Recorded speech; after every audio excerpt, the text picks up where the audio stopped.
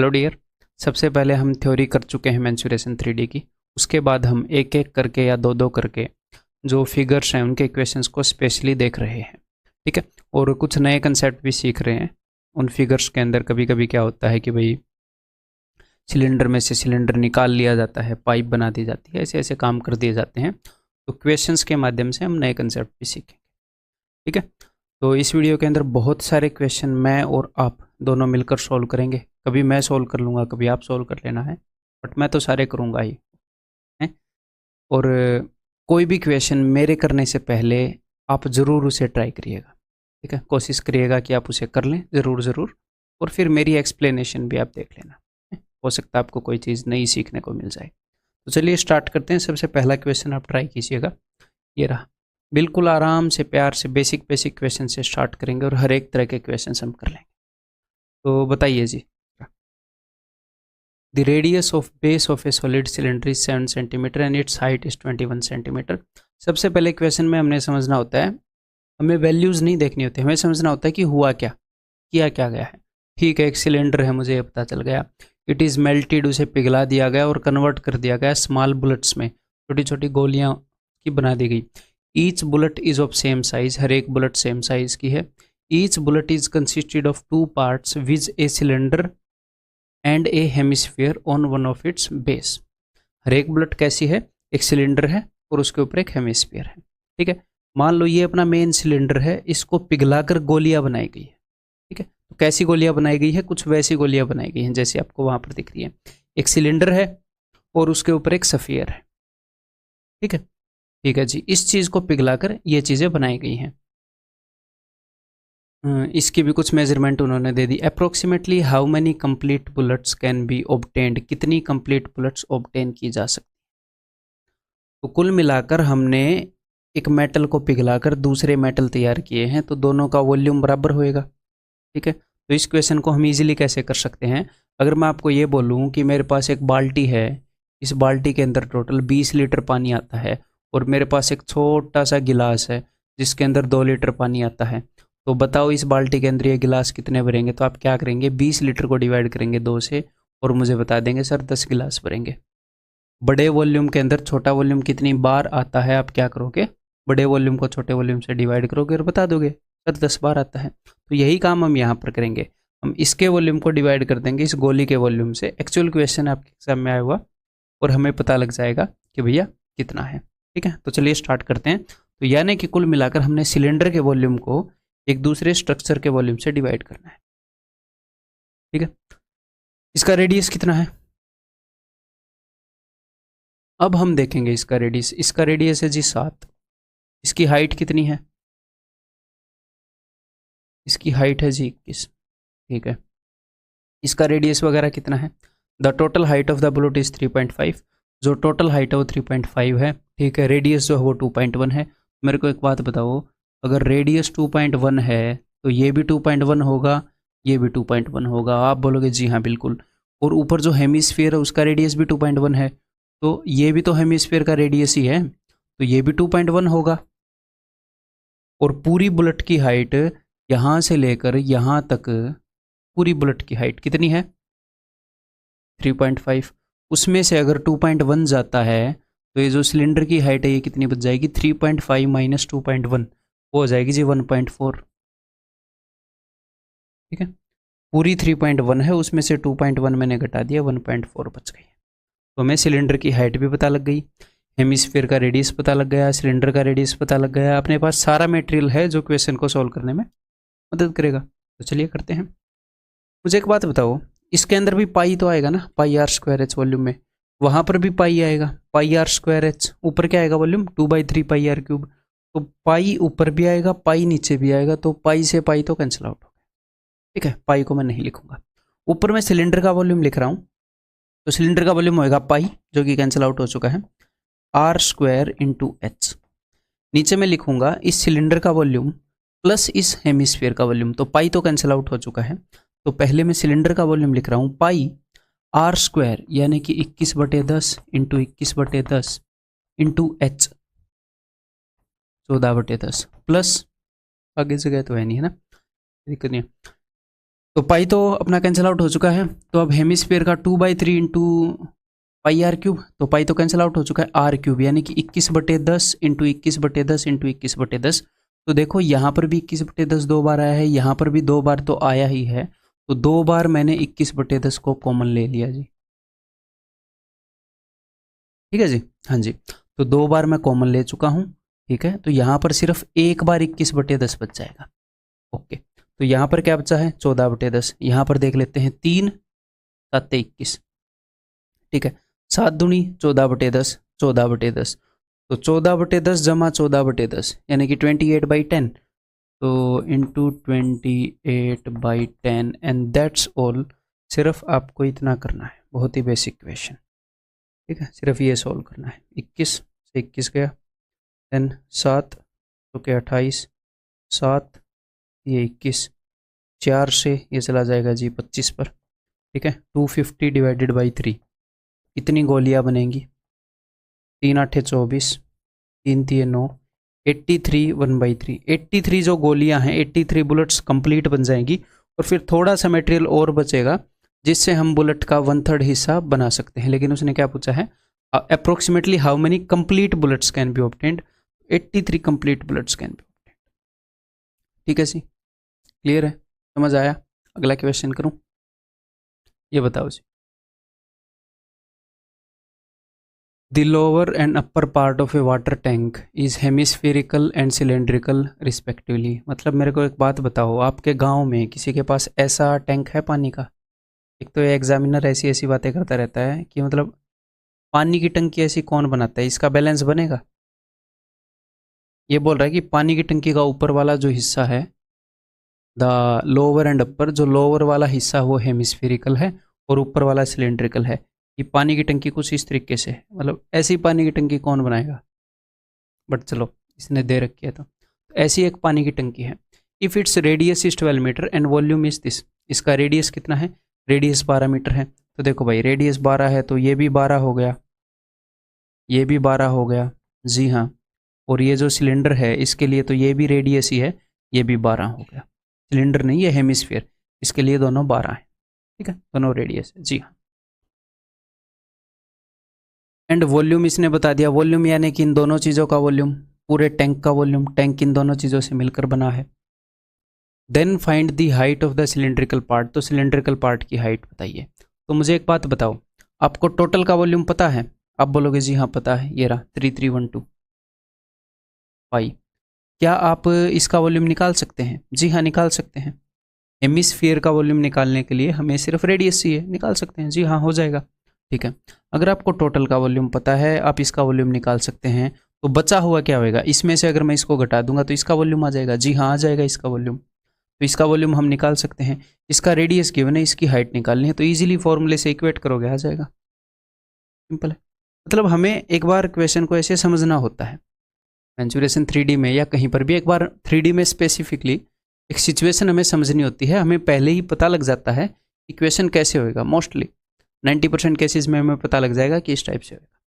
ठीक है, फिर हमें उसके ऊपर कैलकुलेट करनी होती हैं चीज़ें, तो चलिए कैलकुलेट करते हैं। तो मैं इसका वॉल्यूम निकाल रहा हूँ, इसका वॉल्यूम क्या होएगा, इसका वॉल्यूम होएगा जी 2/3 पाई, मैं पाई में ही रहने दूंगा, ये भी पाई में है, पाई आर क्यूब, यानी कि 12 इंटू 12 इंटू 12, 3 चौके 12, 4 दूनी 8। ठीक है, इस 4 में से 1 2 इसको दे देता हूँ, 1 2 इसको, तो ये भी 24 बन जाएगा, ये भी 24, तो 24 का स्क्वायर होएगा 576। 576 का डबल करूँगा तो 57 का डबल होता है 114, 500 तो 1140 और 12 1152 पाई, ये हो जाएगा 1152 पाई, 1152 पाई। ठीक है, अब इसमें से मैं इसको घटाऊंगा, तो 2 में से 2 गए 0, हाँ जी, 11 में से 5 गए 6, और 32 में से 11, 2 में से 1 गए 1, और 3 में से 1 गए 2, तो 2160 पाई। तो इसका जो वॉल्यूम है वो 2160 पाई है, तो अब निकाल लो, इसकी हाइट को h मान लो, हाइट मिल जाएगी। ठीक है, तो इसका वॉल्यूम क्या होता है, इसका वॉल्यूम होता है पाई आर स्क्वायर जो कि है 12 into h is equal to 2160 pi. H simple at that, एक रेलवे के एग्जाम में आया हुआ क्वेश्चन है ये। पाई से पाई गया, देन 12 12 एकम 12, 12 अट्ठे 96, देन 12 से आ जाएगा 15 पर, तो h इज इक्वल टू 15, तो यहाँ पर आंसर हो जाएगा जी ऑप्शन डी। ठीक है, क्लियर है? ये बताइए,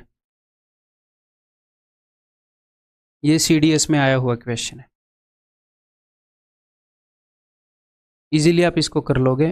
कई बार होता क्या है, कुछ क्वेश्चंस में थोड़ी सी कैलकुलेशन होती है, उसे जल्दबाजी में स्टूडेंट गलत कर देता है। तो आप क्वेश्चन को फर्स्ट ट्राई में करते हो और तब आप अगर गलत कर देते हो तो आपको काफ़ी भारी नुकसान होता है। अगर आप उस क्वेश्चन को गलत कर देते हो जो आपको आता है, जो आप फर्स्ट ट्राई में कर सकते थे, तो भले ही 10 सेकंड, 15 सेकंड, 20 सेकंड, 30 सेकंड ज़्यादा ले लो, बट फर्स्ट टाइम में जो बंदा ठीक करेगा ना, उसको सेकंड टाइम में नहीं करना पड़ेगा। बिकॉज जब आप सेकंड ट्राई करोगे और क्वेश्चन को ठीक करोगे तो आप थोड़े से सावधान होकर करोगे क्वेश्चन को, क्योंकि एक बार गलत हो चुकी है कैलकुलेशन और आपको आता है, तो थोड़े से सावधान होकर करोगे, तो तब उतना ही टाइम ले लोगे जितना आप फर्स्ट टाइम में केयरफुल होकर करते। तो गलत करने में जितना भी टाइम लगाया था सारा वेस्ट हो गया। इतनी देर में हो सकता है कोई एक और क्वेश्चन आप कर पाते, या इतनी टाइम में 2 इजी क्वेश्चन आप कर पाते। देखो, एग्जाम में हमेशा क्वेश्चन को गलत करने में ना, मतलब गलत सॉल्व करने में बहुत नुकसान होता है। गलत अटेम्प्ट की मैं बात नहीं कर रहा कि आपको क्वेश्चन आता है और वो हड़बड़ाहट में गलत किया आपने, जल्दबाजी में, जल्दी आंसर निकालने के चक्कर में। ऐसे कभी भी गलत मत करो, ठीक है? शांति से करो, इस क्वेश्चन को भी शांति से करो। और बाकी एक आधी बार तो गलत हो ही जाता है, कोई दिक्कत नहीं। A cylinder is surmounted by a cone at one end, a hemisphere at the other end. तो एक सिलेंडर है, इसके एक एंड पर एक कॉन है, एक एंड पर एक हेमिस्फीयर है, ऐसा कुछ मामला है। ठीक है, एक एंड पर एक कॉन है और एक एंड पर एक हेमिस्फीयर है। ठीक है, the common radius is 3.5 centimetre. जो रेडियस है वो 3.5 सेंटीमीटर है, यानी कि 1, 2, 3 तीनों चीज़ों का जो रेडियस है वो 3.5 सेंटीमीटर है। ठीक है जी, okay. The height of the cylinder is 6.5, और जो सिलेंडर की हाइट है वो 6.5 है, यानी कि दिस इज 6.5। इन चीज़ों को ध्यान से देखते रहिएगा। Total height of the structure is 12.8।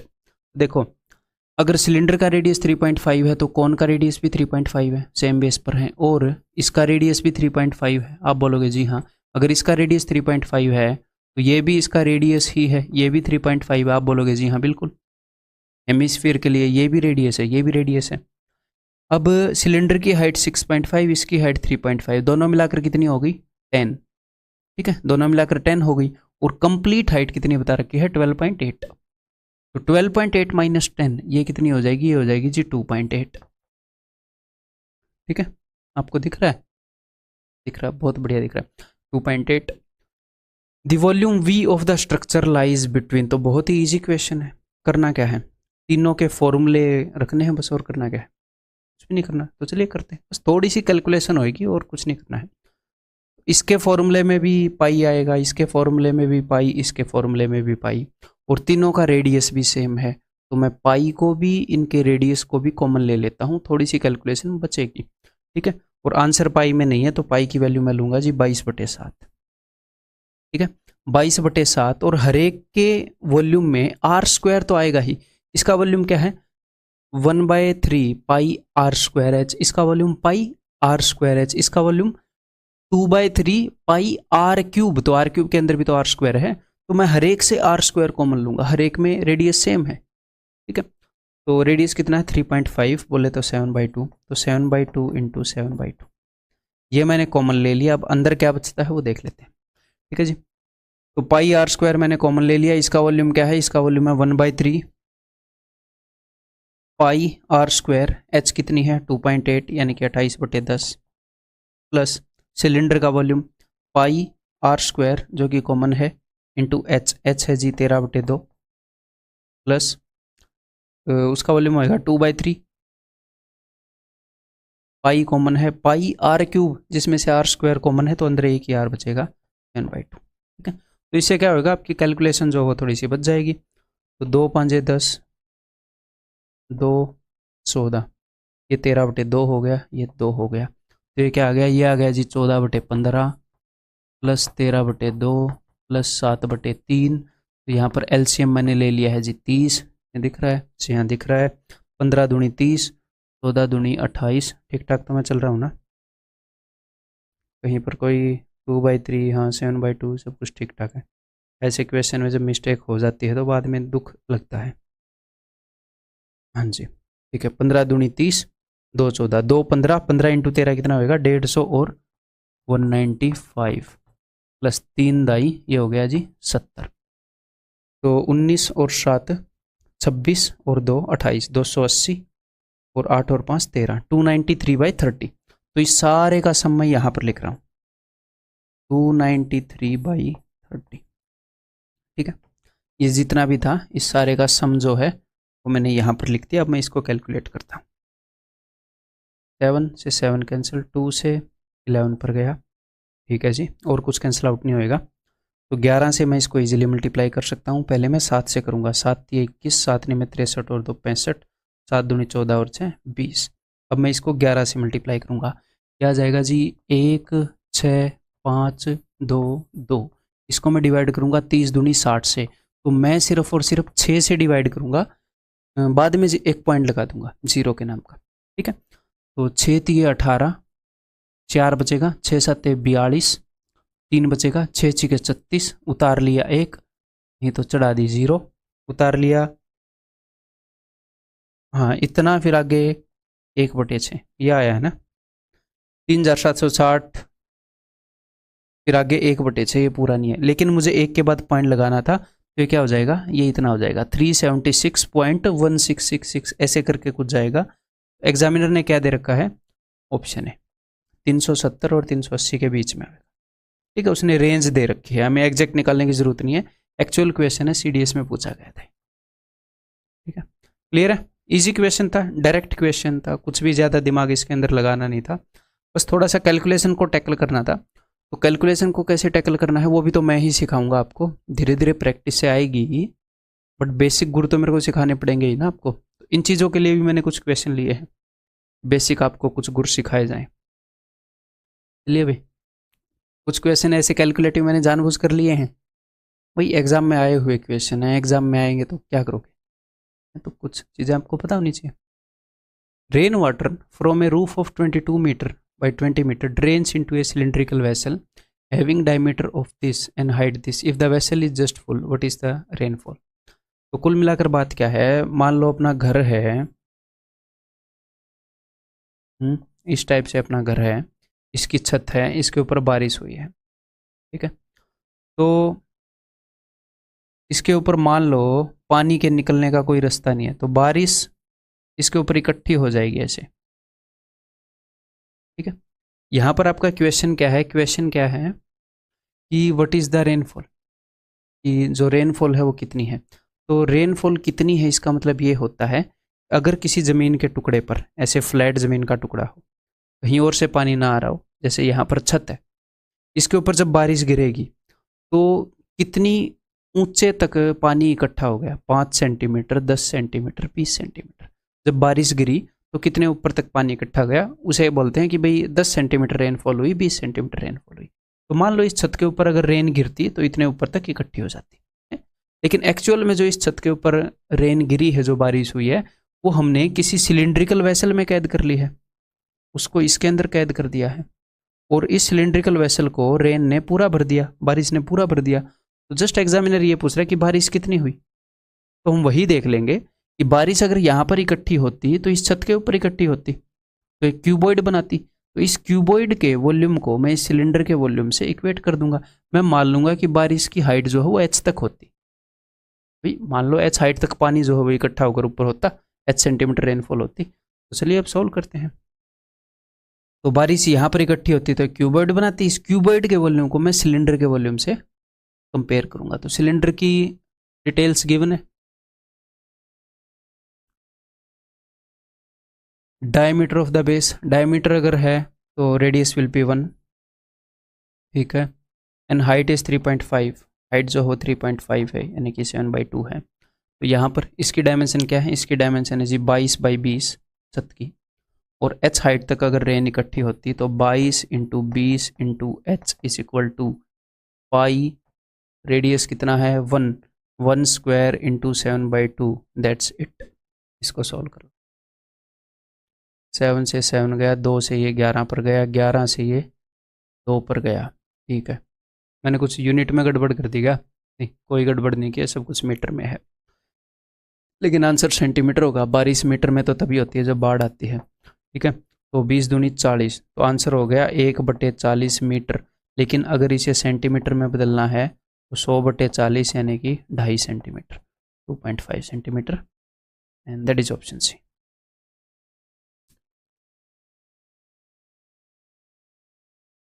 CDS 2016 का है। ठीक है, आगे बढ़े, अगला करोगे। इजी था ये भी। ये बताइए जी,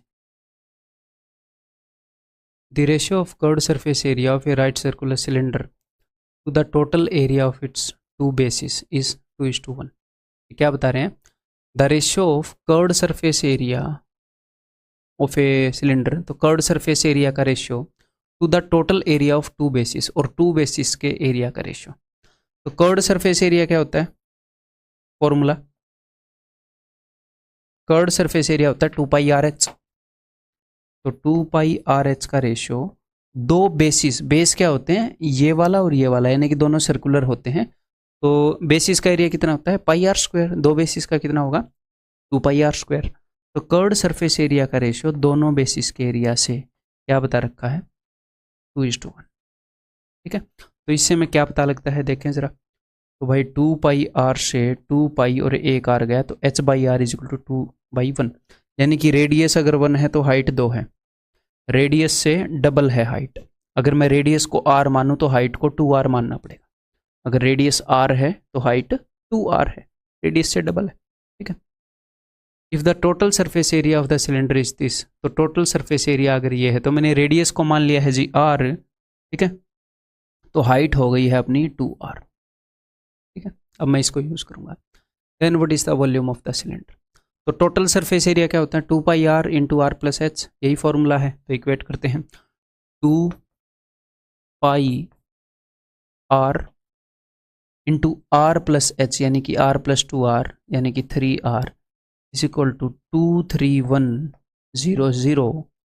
अब इसको करते हैं जी कैलकुलेट। वहाँ 11 से कटेगा है ना, 11 दूनी 22, वैसे 22 से बिगड़ जाएगा, आगे 0 है बट पड़े रहने देते हैं। 11 दूनी 22, 11 दूनी 22, 11 एकम 11। ठीक है, अब यहाँ पर 4 से मैं इसको काट देता हूँ 25 पर। ठीक है जी, यहाँ पर 7 से कटेगा नहीं, 3 से जाएगा, 3 7 21। तो यहाँ पर बचेंगे 2r और वहाँ पर जाएगा 7, तो वहाँ पर 2 7 हैं और 25 के अंदर 2 5 हैं। r² की वैल्यू क्या आ रही है? 2 7 और 2 5। तो सिर्फ r की वैल्यू क्या आएगी? स्क्वायर रूट लोगे तो 2 7 की जगह 1 7 बचेगा, 25 के अंदर 2 5 है, उनकी जगह 1 5 बचेगा, यानी कि 7 5 35, 1 7 और 5 बचेंगे। रेडियस इज 35, और अगर रेडियस 35 है तो हाइट उससे डबल थी, तो हाइट क्या हो जाएगी? 70। ठीक है, उसने पूछा क्या? उसने पूछा है जी वॉल्यूम। अब तो आप इजीली कर लोगे, अब तो कोई दिक्कत ही नहीं है। वॉल्यूम क्या है? πr²h। तो आप फॉर्मूला भी लगा सकते हो वॉल्यूम का, या फिर एक बात बताऊं, वॉल्यूम होता क्या है? Area of base into height. और बेस कैसा है इसका? सर्कुलर, और सर्कल का रेडियस कितना है? 35। अगर सर्कल का रेडियस 7 हो, आपको एरिया पता है 154, तो 7 का कितने गुना है ये? 7 का 5 गुना है, तो एरिया कितना होएगा? कितना होएगा? 154 का 25 गुना। और हाइट कितनी है? 70। आप ऐसे भी कर सकते हो, मतलब ये ज़रूरी नहीं है ऐसे करना, आप ऐसे भी कर सकते हो, जस्ट ये मैं आपको बता रहा हूँ। तो चलो एक बार ऐसे ही करके देखते हैं। यहाँ से 4 तो मैं निकाल नहीं सकता, मैं मन ही मन में क्या कर रहा हूँ, मैं यहाँ से 2 निकाल कर इसको दे रहा हूँ। ठीक है, जब मैं इसको 2 दूंगा तो ये बन जाएगा 50। ठीक है, तो 50 और 70 है, उस दोनों का मैं क्या करूँगा? 2 0 मैंने निकाल लिए, 50 और 70 है। ठीक है, तो यहाँ पर क्या बच गया? यहाँ पर है 77, मैंने बिकॉज 2 निकाला है। यहाँ पर बच गया 5, बिकॉज मैंने 1 0 यहाँ दान में दे दी, और यहाँ पर बच गया जी 7। इसको मैं कैलकुलेट कर रहा हूँ। 7 7, यहाँ पर क्या है? 7 है ना। मतलब मैं खुद ये कारनामे करता रहता हूँ, आपको ये कारनामे करने की ज़रूरत नहीं है। मैं खुद कैलकुलेशन करता हूँ, तो कई बार अपनी तरफ से ऐसे जुगाड़ करता रहता हूँ और अपना ठीक ठाक काम चल जाता है। आप भी सीख सकते हो कि यहाँ से मैंने 7 उठाकर इसको दिया तो 49 हो गया। 49 × 5 करूँगा तो 49 को मैं 50-1 देखता हूँ। तो अगर मैं 5, या फिर ऐसे ही देख लो 49 को, पहले 5 चौके 20, 5 में 45, ठीक है। तो 245 इंटू 11, 245 इंटू 11 करूँगा तो 5, 5 और 4 9, 4 और 2 6 और 2, 11 से मल्टीप्लाई करना मैंने फास्ट सीख रखा है। तो ये रहा ऑप्शन बी, ठीक है। ये आप यूट्यूब पर देख सकते हो भाई, 245 इंटू 11 वैदिक मैथ नाम से मैंने बता रखा है कि 11 हो 111 हो। लेकिन जब भी आप सर्कल से डील करोगे ना, तो सर्कल के अंदर पाई आती है, पाई के अंदर 22 आता है, और जब भी 22 आएगा तो 11 की जो मल्टीप्लिकेशन वो हेल्पफुल होएगी, बिल्कुल हेल्पफुल होएगी, ठीक है। उसी बेसिस पर देखो ठीक ठाक स्पीड में कैलकुलेशन हो जाती है। ये बताओ जी, A right circular cylinder is formed. A is equal to sum of total surface area and the area of two bases. Total surface area plus area of two bases. तो A क्या है? Total surface area क्या होता है? वो होता है 2 pi are into are plus h, और एरिया ऑफ टू बेसिस, एक बेस का एरिया होता है पाई आर स्क्वायर, तो दो बेस का एरिया क्या होगा? 2 पाई आर स्क्वायर। ए ये है, ठीक है। B is curved surface area of this cylinder and A ratio B is 3:2। A और बी का रेशियो 3:2 है, तो निकालते हैं। तो ए की वैल्यू ये है, इसमें से अगर मैं 2 पाई आर कॉमन ले लूँ तो क्या आएगा? अगर मैं 2 पाई आर कॉमन ले लूँ, ठीक है, तो यहाँ पर बचेगा आर प्लस एच, और यहाँ पर बचेगा सिर्फ आर, आर प्लस एच, यानी कि 2 R plus h divided by, ये मैंने क्यों लिखा? बिकॉज यहाँ पर थोड़ा सा सोल्व करना पड़ेगा, मुझे पता था मुझे, ठीक है। कर्व्ड सरफेस एरिया हमें डायरेक्ट पता है 2 pi r h, b is equal to 2 pi r h लिखने की जरूरत नहीं है, ठीक है। इन दोनों का रेशियो कितना है? 3:2। तो इसको सोल्व करो, उससे कुछ ना कुछ मिलेगा, एच और आर का रेशियो मिलता है ऐसे क्वेश्चंस में। तो भाई 2 पाई आर से 2 पाई आर गया, ठीक है। तो एच की वैल्यू कितनी है? एच की वैल्यू है 2, ठीक है। एच के सामने क्या है? 2। तो एच की वैल्यू मैंने 2 यूनिट मान ली। अगर एच की वैल्यू 2 यूनिट है, तो यहाँ पर भी एच की वैल्यू 2 यूनिट है। टोटल ऊपर कितना है? 3, 3 में से 2 यहाँ पर आ गया, तो यहाँ पर 1 आएगा। तो अगर 2 आर की वैल्यू 1 है, तो आर की वैल्यू क्या होगी? हाफ। तो या तो आप इसी चीज़ के साथ जा सकते हो, एच की वैल्यू 2, आर की वैल्यू हाफ, या फिर मन ही मन में एक और काम कर सकते हो, यहाँ पर इसको डबल कर दो, 3 का डबल 6, 2 का डबल 4, ठीक है। तो उससे होएगा क्या? उससे एच की वैल्यू 4 आ जाएगी, क्योंकि वो हाफ है ना, वो 1 में कन्वर्ट हो जाएगा, हर एक चीज़ डबल हो जाएगी। अगर एच की वैल्यू 4 है, तो 6 में से 4 गए 2, इस पूरे की वैल्यू 2 हो जाएगी। तो 2r is equal to 2, R की वैल्यू 1 आ जाएगी, ठीक है। आर की वैल्यू दोस्त अगर 1 है, तो एच की वैल्यू 4 है। तो आर की जगह पर आप 1a, एच की जगह पर 4a, दिल करे वो ऐसे यूज कर सकते हो, ठीक है। चलिए, and the volume of the cylinder is this, और सिलेंडर का वॉल्यूम इतना है। सिलेंडर का अगर इतना वॉल्यूम है, तो मुझे एक बात बताओ, वॉल्यूम होता है जहां पर हम रेडियस और हाइट यूज करते हैं, और वो ए के टर्म में है, तो यहाँ पर हमें ए की वैल्यू मिल जाएगी, यानी कि रेडियस और हाइट की वैल्यू मिल जाएगी इससे इक्वेट करने पर। What is the sum of area of 2 bases, और फिर 2 बेसिस का एरिया ही मिल जाएगा। 2 बेसिस वो सर्कुलर होते हैं, 2 पाई आर स्क्वायर आंसर आ जाएगा। करते हैं, करो फिर एक बार मेरे बताने से पहले। तो आपको पता ही है क्या करना है, तो मेरी क्या वेट कर रहे हो? करो, मैं तो बता ही दूंगा। तो इसका वॉल्यूम होएगा भाई पाई आर स्क्वायर, रेडियस है जी ए, इंटू एच, एच है 4a इज इक्वल टू 4312, ठीक है। तो इसको कैंसिल आउट करते हैं, 22 से वो कैंसिल आउट होएगा शायद, 22 है कम 22, 22 दूनी 44 से एक कम है ना, तो यानी कि 21 बचेगा। 211 तो निम्न पर जाना ही पड़ेगा, 22 निम्न 198, तो 13 बचेगा, 22 सिक्के 132, ठीक है जी। अब 4 से कैंसिल आउट करते हैं, 4 चौके 16, 4 निम्न 36। अब देखो ये 7 उधर ऊपर जाएगा, उधर ऑलरेडी 2 बार 7 है, 49 के अंदर 2 7 आते हैं, एक और 7 चला जाएगा, यानी कि 7 का क्यूब हो जाएगा। और इस side a square into a, यानी कि a cube is equal to 7 cube, therefore a is equal to 7। और जैसे ही आपको ए की वैल्यू 7 मिली, तो radius is equal to 7 and height is equal to 7 चौके 28, ठीक है। अब उसने क्या पूछा है? अब उसने पूछा है कि what will be the area of the 2 bases, जो सिलेंडर के 2 बेसिस हैं, what is the sum of the area of the 2 bases. इसके लिए कुछ करना थोड़ी है, इन बेसिस का रेडियस कितना है? इन बेसिस का रेडियस है 7, और ये बात आप अच्छी तरीके से जानते हो कि अगर रेडियस 7 है, तो एरिया 154 होता है। और ऐसे ऐसे दो बेस हैं, तो 154 into 2 308, answer will B 308, that is option. ठीक है, CGL 2017 Tier 2 का क्वेश्चन है। क्लियर है? आगे बढ़ जाऊँ अब मैं, अगला क्वेश्चन करोगे? ये क्वेश्चन बताओ भाई। वक्र पुठ्य क्षेत्रफल मतलब मचा रखे भाई हमारे हिंदी ट्रांसलेटर विभाग ने हैं, ये होता है वक्र पृष्ठीय, और इतना तो आप जानते ही होंगे, पृष्ठीय। The ratio of curved surface area and volume of a cylinder is 1:7। तो सिलेंडर का कर्व्ड सरफेस एरिया क्या है? कर्व्ड सरफेस एरिया है 2πr/h, वक्र पृष्ठीय क्षेत्रफल, और वॉल्यूम यानी कि आयतन वो होता है πr²h। इनका रेशियो 1:7, तो यहाँ से हमें कुछ ना कुछ मिलेगा। πr/h से पाई, एक r और एक h गया, ठीक है जी। तो क्या यहाँ से हमें रेडियस मिल गया सीधा? अच्छी बात है, रेडियस ऊपर गया, 7 ऊपर आया, तो radius is equal to 14, radius हमें मिल गया। आगे बढ़ते हैं। The ratio of total surface area and volume is this. तो टोटल सरफेस एरिया क्या होता है भाई? टोटल सरफेस एरिया होता है 2πr, रेडियस मुझे मिल चुका है, 2πr into r plus h, यहाँ से मेरे ख्याल हाइट मिल जाएगी, डिवाइडेड बाई वॉल्यूम। वॉल्यूम होता है πr²h, तो पाई r का square into h is equal to 187। ये तो दोनों 11 से कट रहे हैं मेरे ख्याल, पता नहीं एग्जामिनर ने काट के क्यों नहीं दिया, एक्चुअल क्वेश्चन है, मतलब हद मचा रखी है। ये दोनों 11 से कट रहे हैं, 11 एकम 11, 11 7 77, 11 7 77, ठीक है, 17/70।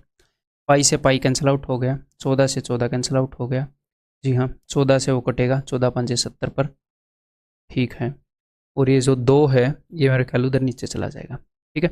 तो इधर हो जाएगा 14 plus h divided by h is equal to 2 नीचे चला जाएगा, 17/10। तो दिल करे तो इसको क्रॉस मल्टीप्लाई कर लो, h की वैल्यू आप निकाल लोगे, लेकिन मैंने आपको तरीका बता रखा है, क्रॉस मल्टीप्लाई करने की जरूरत ही नहीं है। ऊपर और नीचे दोनों के बीच में कितने का फर्क है? 14 का। यहाँ पर कितने का फर्क है? 7 का। तो क्यों ना इसको डबल करें, यहाँ पर भी फर्क 14 का कर दे, तो डबल करो इसको, 34/20। अब ऊपर और नीचे कितने का फर्क है? 14 का। यहाँ पर भी 14 का। तो दोनों सिचुएशन हमने सेम लेवल पर हम ले आए ना, अब हम इनको डायरेक्टली कंपेयर कर सकते हैं। h की वैल्यू 20 है, ठीक है, ऊपर भी h रख कर देखो, 20 और 14 34, h की वैल्यू 20 सेटिस्फाई कर रही है, तो आपने h की वैल्यू भी निकाल ली। अब सिलेंडर के बारे में सब कुछ अपने पास है, सिलेंडर की जन्म कुंडली अपने पास है। What is the respective ratio of its base radius and height? इसके रेडियस और हाइट का रेशियो क्या होगा? तो 2 7 14, 2 दाई 20, 7:10 रेशियो हो जाएगा, दैट इज ऑप्शन डी, ठीक है। ये भी एक्चुअल क्वेश्चन है 2017 CGL Tier 2 का। क्लियर है? कर रहे हो ना क्वेश्चन आप? मैं यही उम्मीद कर रहा हूँ कि आप कर रहे हो, रोक रोक के सोल्व कर रहे हो।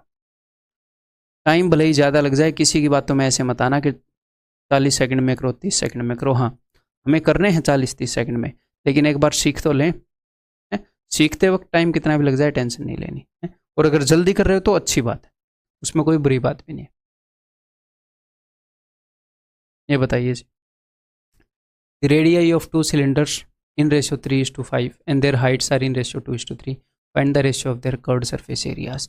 तो एग्जामिनर आपसे उनके कर्व्ड सरफेस एरियाज का, तो मैं आपसे पूछ रहा हूँ find the ratio of their curved surface areas, वक्र पृष्ठीय क्षेत्रफल, टोटल सरफेस एरियाज, कुल पृष्ठीय क्षेत्रफल और वॉल्यूम, इन सभी का रेशियो ही बता दो लगे हाथ, ठीक है। तो देखो मेरे भाई, इनका मैं फॉर्मूला यहाँ पर लिख देता हूँ हर एक चीज़ का। कर्व्ड सरफेस एरिया का फॉर्मूला क्या है? 2πr/h। इसका फॉर्मूला क्या है? It is 2πr into r plus h। इसका फॉर्मूला क्या है? It is πr²h। तो जब भी इस तरह के क्वेश्चन आते हैं, आपने कभी भी मतलब कि फुल फ्लैश फॉर्मूले नहीं लिखने। अगर दोनों के 2 सिलेंडर है ना अपने पास, रेडियाई ऑफ 2 सिलेंडर्स, अपने पास 2 सिलेंडर हैं, ये पहले वाले का रेडियस होएगा r1, या दूसरे वाले का रेडियस होएगा, एंड देयर हाइट, हाइट का ये रेशियो, ये पहले वाले की हाइट होएगी, दूसरे वाले की हाइट होएगी। तो देखो, जब आप कर्व्ड सरफेस एरिया निकालोगे, ऊपर भी एक कर्व्ड सरफेस एरिया लिखोगे, नीचे भी सिलेंडर का, तो दोनों के अंदर सेम फॉर्मूला यूज़ होएगा, बिकॉज दोनों सिलेंडर हैं। अगर शेप अलग अलग होती तो मैं आपको बोलता फॉर्मूला यूज़ कर लो, लेकिन अगर कई बार शेप सेम होती है। तो 2 और पाई, इन चीज़ों को कभी भी मत लिखा करो जो कांस्टेंट है, सिर्फ वो देखो कि रेडियस और हाइट कितना है। इन चीज़ों को भूल ही जाओ मन ही मन में, ठीक है। और ये काम आप अब मन ही मन में कर सकते हो। पहले वाले का रेडियस कितना है, पहले वाले का रेडियस है 3 और दूसरे वाले का रेडियस 5। पहले वाले की हाइट कितनी है 2 और दूसरे वाले की हाइट 3। तो डायरेक्टली आपके सामने आ जाएगा कि कर्व्ड सरफेस एरिया इज 2:5। ये छोटी छोटी बातें हैं, खुद भी आपको पता लग जाएंगी, लेकिन सिखानी भी जरूरी है मेरी, स्ट्राइक ना करे तो, ठीक है। तो टोटल सरफेस एरिया, अब ये चीज़ें रटनी नहीं है, ये खुद ब खुद आपको जब क्वेश्चन होएगा तो स्ट्राइक हो जाएंगी। ऐसे रटनी नहीं है कि आगे से ऐसा क्वेश्चन आए तो ऐसा करना है, नोटबुक पर लिख लिया, नोट बना लिया, नहीं, ठीक है। जब आगे से ऐसा होएगा, अच्छा 2 सिलेंडर के टोटल सरफेस एरिया का रेशियो चाहिए, दोनों के रेडियस और हाइट का रेशियो गिवन है, तो 2 pi are into are plus h है, 2 पाई तो दोनों में आएगा। तो पहले वाले का आर कितना है, रेडियस कितना है 3, R into are plus h, तो पहले वाले का आर 3 और एच 2, तो आर प्लस एच कितना आ जाएगा 3 और 2 5। अब दूसरे वाले का रेडियस कितना है 5, अब आर प्लस एच, इसका रेडियस 5 है, दूसरे वाले का हाइट 3 है, 5 और 3 8, तो 3/8, ठीक है। ऐसे ही आपको वॉल्यूम निकालना है, तो पाई तो कॉमन होएगा, पाई आर स्क्वायर एच, तो पहले वाले का रेडियस कितना है भाई 3, तो 3 का स्क्वायर 9, एच कितनी है पहले वाले की हाइट 2, दूसरे वाले का रेडियस कितना है 5 25, आर स्क्वायर और एच कितनी है जी 3, ठीक है। सिंपल, कुछ कट रहा है, 3 दूनी 6/25 एंड दैट्स इट, खत्म कहानी। उसने हमसे 2:5 पूछा था, वो हम बता चुके हैं, ठीक है। ये बात ध्यान रखोगे, क्लियर है। ऐसे ही अगर आपको एग्जामिनर पूछता है 2 सफियर के बारे में कि भाई 2 सफियर के वॉल्यूम का रेशियो बताओ, तो सिंपल सी बात है, ऊपर भी 4/3 पाई r1 क्यूब होएगा, नीचे भी 4/3 पाई r2 क्यूब होएगा। तो हमें सीधा पता होना चाहिए कि दोनों के अंदर 4/3 पाई आएगा। अगर रेडियस का रेशियो उसने बता रखा है तो हम सीधा सीधा इनका क्यूब कर देंगे, 2 और 3 का क्यूब अटैक 8:27 सीधा बताएंगे, ठीक है। वैसे ये हम आगे करेंगे भी डिस्कस, ठीक है। तो ये बताओ भाई, from a solid right circular cylinder, mike कर ले, मेरी धड्डी को आगे चिपक जाता है कई बार। हेलो, आवाज आ रही है ना, हाँ जी। From a solid right circular cylinder of length 4 centimetre and diameter 6 centimetre, a conical cavity of same height and base is hollowed out. अपने पास एक सिलेंडर है,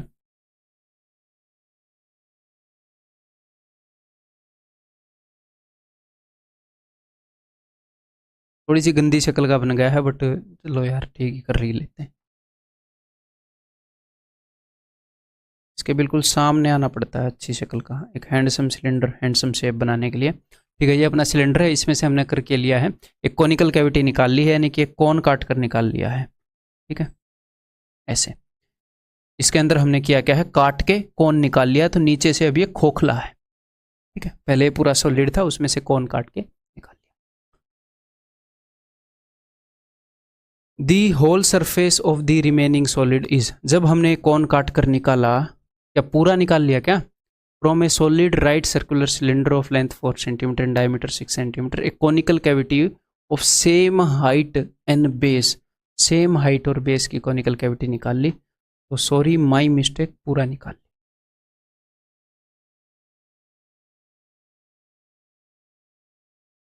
अब हमें इस पूरे का टोटल सरफेस एरिया बताना है, whole surface of the remaining solid. ये 2014 में पूछा गया था ईयर 2 में CGL के, तो एक बार मेरे बताने से पहले करो कोशिश, बहुत इजी क्वेश्चन, आप इजीली कर लोगे। तो टोटल कितने सरफेस क्रिएट हुए हैं बताना जरा मुझे।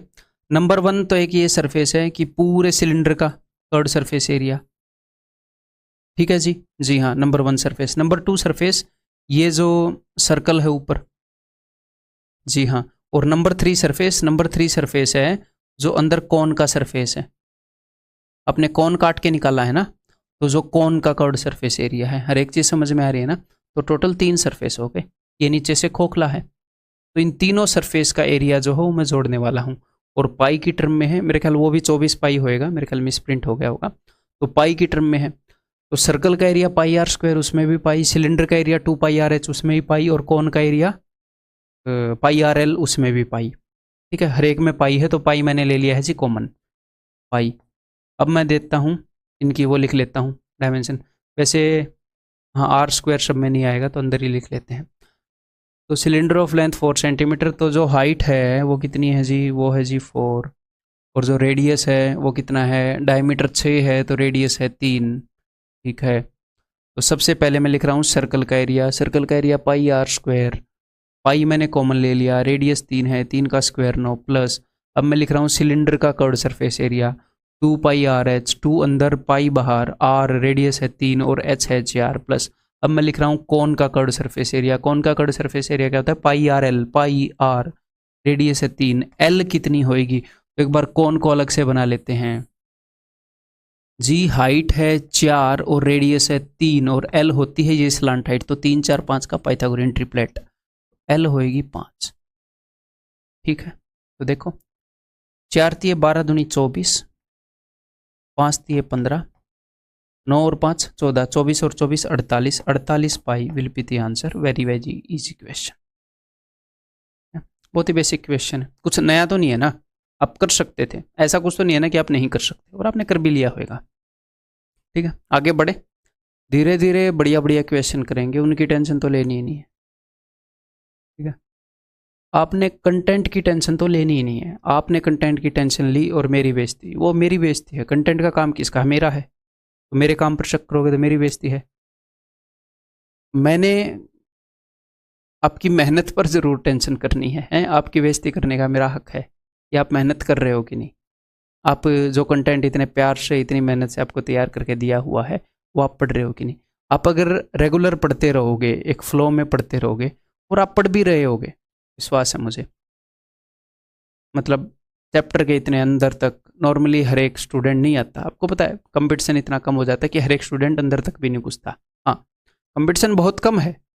आपको एक बात बताता हूँ, मान लो 100 बंदे हैं तो कंपटीशन सिर्फ 25 के अंदर है, लेकिन इसमें से 20 के अंदर या फिर कहें 15 के अंदर बढ़िया कंपटीशन है, समझ रहे हो। अगर 100% बंदे, अगर 100 बंदे एसएससी का एग्जाम, एसएससी का फॉर्म भर रहे हैं तो कंपटीशन ठीक ठाक सा सिर्फ 20 के अंदर है, लेकिन 15 के अंदर बढ़िया कंपटीशन है। उनमें कह सकते हैं कि वो अगर आप मेहनत नहीं करोगे तो आपकी जॉब मार जाएंगे। ठीक है, तो कंपटीशन कम लोगों के बीच में है एक्चुअल में जितना हमें लगता है उसमें से है, लेकिन एक बहुत ही छोटे से हिस्से के बीच में काफ़ी बढ़िया कंपटीशन है। 15% स्टूडेंट मिल जाते हैं जो ठीक ठाक पढ़ लेते हैं, और इसमें से 5% के बीच में तो बहुत सॉलिड कंपटीशन है। ठीक है, तो चलिए एक क्वेश्चन करते हैं। 2017 सीजीएल टीयर 2 का एक क्वेश्चन है। A solid cylinder has radius of base 14 centimetre and height 15 centimetre. ठीक है, 4 identical cylinders are cut from each base as shown in the given figure. एक सिलेंडर है, एग्जाम में फिगर दी हुई थी, तो उसने क्या दिखा रखा है यहाँ पर, टॉप व्यू दिखा रखा है ऊपर से, कि हर एक बेस से 4 सिलेंडर काट लिए गए। सिलेंडर के 2 बेस होंगे, एक ऊपर और एक नीचे। तो एक्चुअल आपको समझाने के लिए मैंने वो फिगर बनाई है कि ये जो सिलेंडर है, जो मेन सिलेंडर है अपना बड़ा, उसमें ऊपर से, ऊपर वाले फेस से 4 सिलेंडर काट लिए ऐसे, और नीचे वाले फेस से 4 सिलेंडर काट लिए ऐसे। ठीक है, पूरे सिलेंडर की हाइट कितनी है, पूरे सिलेंडर की हाइट है जी 15, और इस छोटे सिलेंडर की हाइट कितनी है, height of small cylinder is 5, छोटे सिलेंडर की है 5 और 5 10, तो बीच में 5 सेंटीमीटर का गैप भी बच गया है। अब उसने पूछा क्या है, उसने पूछा है what is the total surface area of the remaining part, remaining part का टोटल सरफेस एरिया क्या है। ठीक है, अगर वो आपसे वॉल्यूम पूछता तो बहुत ही सिंपल बात थी, पूरे वॉल्यूम में से इस छोटे से एक सिलेंडर का वॉल्यूम आप निकालते और उसको 8 गुना करते, बिकॉज 8 है, और पूरे वॉल्यूम में से 8 सिलेंडर का वॉल्यूम घटा देते। ठीक है, तो जब भी कोई चीज़ काट के निकाली जाती है तो वॉल्यूम के कंपैरिजन में टोटल सरफेस एरिया निकालना थोड़ा सा मुश्किल पड़ता है वॉल्यूम के कंपैरिजन में। ठीक है, वैसे तो ईजी रहता है। तो टोटल सरफेस एरिया हमने निकालना है, एक बार कोशिश करो। तो भाई जब भी कोई भी शेप डिग की जाती है, खोद दी जाती है, कोई भी शेप डिग आउट कर ली जाती है, खोद के बाहर निकाल दी जाती है, तो आपने एक चीज़ का ध्यान रखना है। किस चीज़ का ध्यान रखना है कि यहाँ से यही किया है ना, एक सिलेंडर के टॉप से हमने एक सिलेंडर खोद के निकाल लिया, कि जब भी आप चीज़ को खोद कर निकाल लोगे तो कुछ सरफेस एरिया का नुकसान होएगा। भाई जब मैंने इस सिलेंडर के टॉप से खोद कर एक सिलेंडर निकाला तो इसके अंदर गड्ढा हो गया होगा, तो पहले तो इस जगह पर क्या था, पहले इस जगह पर एक सतह थी। अब तो उस जगह पर सतह नहीं है, गड्ढा हो गया, तो कुछ हमें नुकसान होगा, कुछ हमें फ़ायदा होगा जब हम खोद कर निकालेंगे। तो हमने देखना है फ़ायदा कितना हुआ वो जोड़ना है, नुकसान कितना हुआ वो घटाना है। जब भी कोई भी शेप डिग आउट करके निकाल ली जाए तो मैक्सिमम सिचुएशन के अंदर ये टेक्निक आपके काम आ जाएगी कि जो ओल्ड अपना सरफेस एरिया है, जो ओल्ड सरफेस एरिया है उसमें हम ऐड करेंगे कि शेप को खोद कर निकालने से कोई नया सरफेस क्रिएट हुआ है क्या, फ़ायदा हुआ है क्या, कुछ शेप का नया सरफेस आया है, तो जितना भी गेन हुआ है वो हम ऐड कर देंगे। और जब हमने खोद के निकाल ली तो पहले जो अपने पास सरफेस था वो भी खुद के चला गया होगा, तो जो भी लॉस हुआ है वो भी हम सब्ट्रैक्ट कर देंगे कि जब हमने शेप को डिग आउट किया तो इतना गेन हुआ, इतने सरफेस एरिया का, इतने सरफेस एरिया का लॉस हुआ, जो पुराना सरफेस एरिया है उसमें जोड़ देंगे। ये टेक्निक मैंने आपको बता दी है, ये वहां पर अप्लाई करके देखो। तो देखो अब मैं बताता हूं, अब सिर्फ और सिर्फ इस एक सिलेंडर के ऊपर फोकस करो, सिर्फ एक सिलेंडर के ऊपर। मान लो ये अपना सिलेंडर है, ये टेढ़ा बन गया है ना, कोई नहीं, ठीक है, कोई नहीं, ये अपना सिलेंडर है, इसके अंदर से मैंने एक सिलेंडर डिग आउट किया है, एक सिलिंड्रिकल शेप खोद कर निकाली है। सिर्फ एक मान लो, उतने मत मानो। तो मुझे एक बात बताओ, जब मैंने ये सिलेंडर इसके अंदर से खोद कर निकाला तो मेरे को गेन या लॉस कितना हुआ है, हम ये देखना चाह रहे हैं। सबसे पहले मैं ये बताना चाहूँगा, जब मैंने सिलेंडर खोद कर नहीं निकाला था तब यहाँ पर एक सर्कुलर पोर्शन हुआ करता था ऊपर, जो मैंने ब्लैक ब्लैक किया है, यहाँ पर एक सर्कुलर पोर्शन हुआ था, लेकिन अब तो हमने यहाँ पर गड्ढा खोद दिया। एक सर्कुलर पोर्शन का हमें लॉस हुआ है कि नहीं, एक सर्कुलर पोर्शन का, आप बोलोगे जी हाँ लॉस हुआ है, सर्कल पर से एक सर्कुलर पोर्शन चला गया। अब नया एरिया कितना आया, ये सिलेंडर मैंने खोद कर निकाला तो नया एरिया एक तो आया है इस सिलेंडर का, क्या, कर्व्ड सरफेस एरिया नया बना है। तो गेन कितना हुआ है हमें, curved surface area of a cylinder, plus एक नीचे भी तो एक सर्कल है ना, एक ये भी तो एक सर्कल है। जब आप इसका सरफेस एरिया निकालोगे तो जब आप इसके अंदर देखोगे तो उसका नीचे बॉटम भी तो दिखेगा ना, उसका बॉटम भी दिखेगा, तो एक नीचे नया सर्कल है। तो गेन हमें एक सर्कल का हुआ plus curved surface area of cylinder हुआ, तो टोटल फायदा इतने का, नुकसान इतने का। तो ओवरऑल हमें एक सिलेंडर खोदने से एक सिलेंडर के कर्व्ड सरफेस एरिया का फायदा होता है। एक सिलेंडर डिग आउट करने से जितना हमें लॉस हुआ था, बिकॉज ऊपर पहले तो सतह प्लेन थी, अब उसकी जगह गड्ढा हो गया, तो जितना सर्कल ऊपर से गया है जब आप उसके अंदर झांक कर देखोगे तो एक सर्कल नीचे मिलेगा आपको बेस पर। ऊपर जो सर्कल खुद कर चला गया, जो डिग आउट कर दिया, एग्जैक्टली उसकी भरपाई करने के लिए नीचे एक सर्कल है, तो इस लॉस की भरपाई तो इसने कर दी। अब एक्स्ट्रा क्या, एक्स्ट्रा है इसका कर्व्ड सरफेस एरिया। तो जैसे ही हम एक सिलेंडर खोद के निकालते हैं तो एक सिलेंडर का कर्व्ड सरफेस एरिया एक्स्ट्रा आ गया, नया आ गया, बढ़ गया टोटल सरफेस एरिया। एक सिलेंडर खोदने से एक सिलेंडर का कर्व्ड सरफेस एरिया एक्स्ट्रा मिला, दो सिलेंडर खोदने से दो का एक्स्ट्रा मिला, तीन खोदने से तीन का, यहाँ पर तो 8 खोद दिए हैं। तो अपना आंसर क्या होएगा, देखो कुछ भी कैलकुलेट नहीं करना, सारा माइंड का खेल था और आगे से आप ये काम कर पाओगे। जो पुराना टोटल सरफेस एरिया था सिलेंडर का वो, प्लस जब भी हम एक सिलेंडर खोदते हैं तो जितना भी हमें यहाँ पर नुकसान हुआ है एग्जैक्टली वैसा ही एक यहाँ पर हमें शेप मिल जाता है, तो इस नुकसान की भरपाई यहाँ पर हो जाती है, तो हमें एक्स्ट्रा मिलता है कर्व्ड सरफेस एरिया। ठीक है, एक सिलेंडर के खोदने से एक कर्व्ड सरफेस एरिया का फायदा होता है। तो पुराना जितना भी सरफेस एरिया है उतना, प्लस एक सिलेंडर के खोदने से एक का कर्व्ड सरफेस एरिया, 8 सिलेंडर के खोदने से 8 सिलेंडर्स का कर्व्ड सरफेस एरिया हम जोड़ देंगे, ये अपना आंसर होगा। ठीक है, मैंने बहुत डिटेल में बताया है, क्यों, क्योंकि इस क्वेश्चन के अंदर कन्फ्यूजन के चांसेस रहते हैं कुछ स्टूडेंट्स के अंदर। अभी भी अगर आपको कन्फ्यूजन है तो वीडियो को दोबारा देखना, जो मैं बोल रहा हूँ उसे सोचना। कभी कभी क्या होता है, टीचर के बताने में कभी कमी नहीं होती, कभी कभी आपको सोचना होता है, आपको ब्रेनस्टॉर्मिंग करनी होती है, तो अगर वो कमी है तो सोचो, सोचने से दूर होएगी। अब मैं इसको सोल्व कर रहा हूँ। तो भाई ये जो टोटल सरफेस एरिया है बड़े सिलेंडर का है, तो ये क्या है, तो पाई तो यहाँ पर दिख नहीं रही है, तो यहाँ पर भी 2 पाई आर एच आएगा, यहाँ पर भी 2 पाई आर एच आएगा, तो 2 और पाई को तो मैं कॉमन ले लेता हूँ, 2 और पाई तो एक जैसे होते हैं, तो 2 पाई, ठीक है, ये 7 से कटने वाले होंगे है ना, 14 है, छोड़ो ना, क्यों कॉमन लेंगे, 7 से कटने वाले होंगे, फिर कटेंगे नहीं, फ्रैक्शन में जाएंगे, क्यों फालतू में बॉन्ड बने। ठीक है, तो 2 पाई, रेडियस कितना है बड़े वाले सिलेंडर का, ये solid cylinder has radius of base 14, 2 pi are into are plus h, total surface area है r into are plus h, तो हाइट इज 15, तो that is 29 plus 8 into 2 pi r h, इसका रेडियस कितना है भाई छोटे वाले का, छोटू, हाँ छोटू का रेडियस तो देखो, बड़े वाले सफ़ी जो बड़े वाला सिलेंडर है उसके डायमीटर के अंदर छोटे वाले के 4 डायमीटर आ गए कि नहीं, 1 2 3 4, तो इसका रेडियस भी 1/4 होएगा।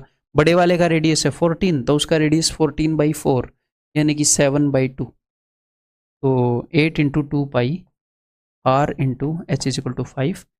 तो देख लो, सारा दिमाग का काम था। एग्जाम में मैं ऐसे थोड़ी लिखता, आप भी ऐसे नहीं लिखते, ये तो दिमाग का खेल था। ये यहाँ से हम शुरू करते, अगले स्टेप में आंसर आ जाएगा इसको काट के। 7 दूनी 14, ठीक है, 7 से 7 गया, 2 से 2 गया, ठीक है जी। तो हम कॉमन ले तो सकते हैं ना, 22 को भी ले सकते हैं, 2 को भी ले सकते हैं, तो मैं 22 दूनी 44 मैंने कॉमन ले लिया, तो यहाँ पर क्या बच जाएगा, 29 तो नहीं, 58 प्लस यहाँ से मैंने 22 और यहाँ से मैंने 2 उठाया, तो यहाँ पर 4 बच जाएगा, 4 पंजे 20, ठीक है, तो 44 इंटू 78, मैं इसको 4 से मल्टीप्लाई कर देता हूँ, 4 8 32, 4 7 28 और 3 312, फिर 11 से मल्टीप्लाई करूँगा तो आएगा 2 3 4 3 4 3 2 3 4 3 2, आंसर विल बी ऑप्शन। ठीक है भाई, ठीक ठाक। एक बार फिर से नज़र मार लो अगर डाउट है तो, मैं आगे बढ़ रहा हूँ, और हो गया तो अगला क्वेश्चन करने की कोशिश करो।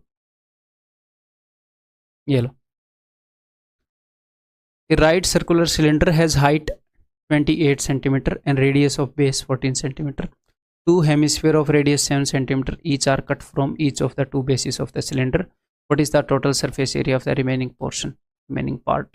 तो जो मैंने पिछले क्वेश्चन में आपको बताया वही करना है कि जब कोई शेप हमने डिग आउट करके निकाल ली तो उससे फ़ायदा कितना हुआ, नुकसान कितना हुआ, पहले जो सरफेस, ऐसा कितना सरफेस है जो पहले था खोद कर निकालने से वो चला गया, और नया कितना आया। और इस क्वेश्चन में हुआ क्या है, कुछ ऐसा सीन हुआ है कि एक सिलेंडर है, उसके टॉप से 2 सफ़ियर खोद कर निकाल लिए गए और उसके बॉटम से भी 2 खोद कर निकाल लिए। मैंने टॉप वाले दिखा दिए, ऐसा ही बॉटम में किया गया, ठीक है, वो आप खुद इमेजिन कर लो, ठीक है, तो ऐसा कुछ किया गया। तो मैं क्या करूँगा, मैं जो अपना ओल्ड सरफेस एरिया है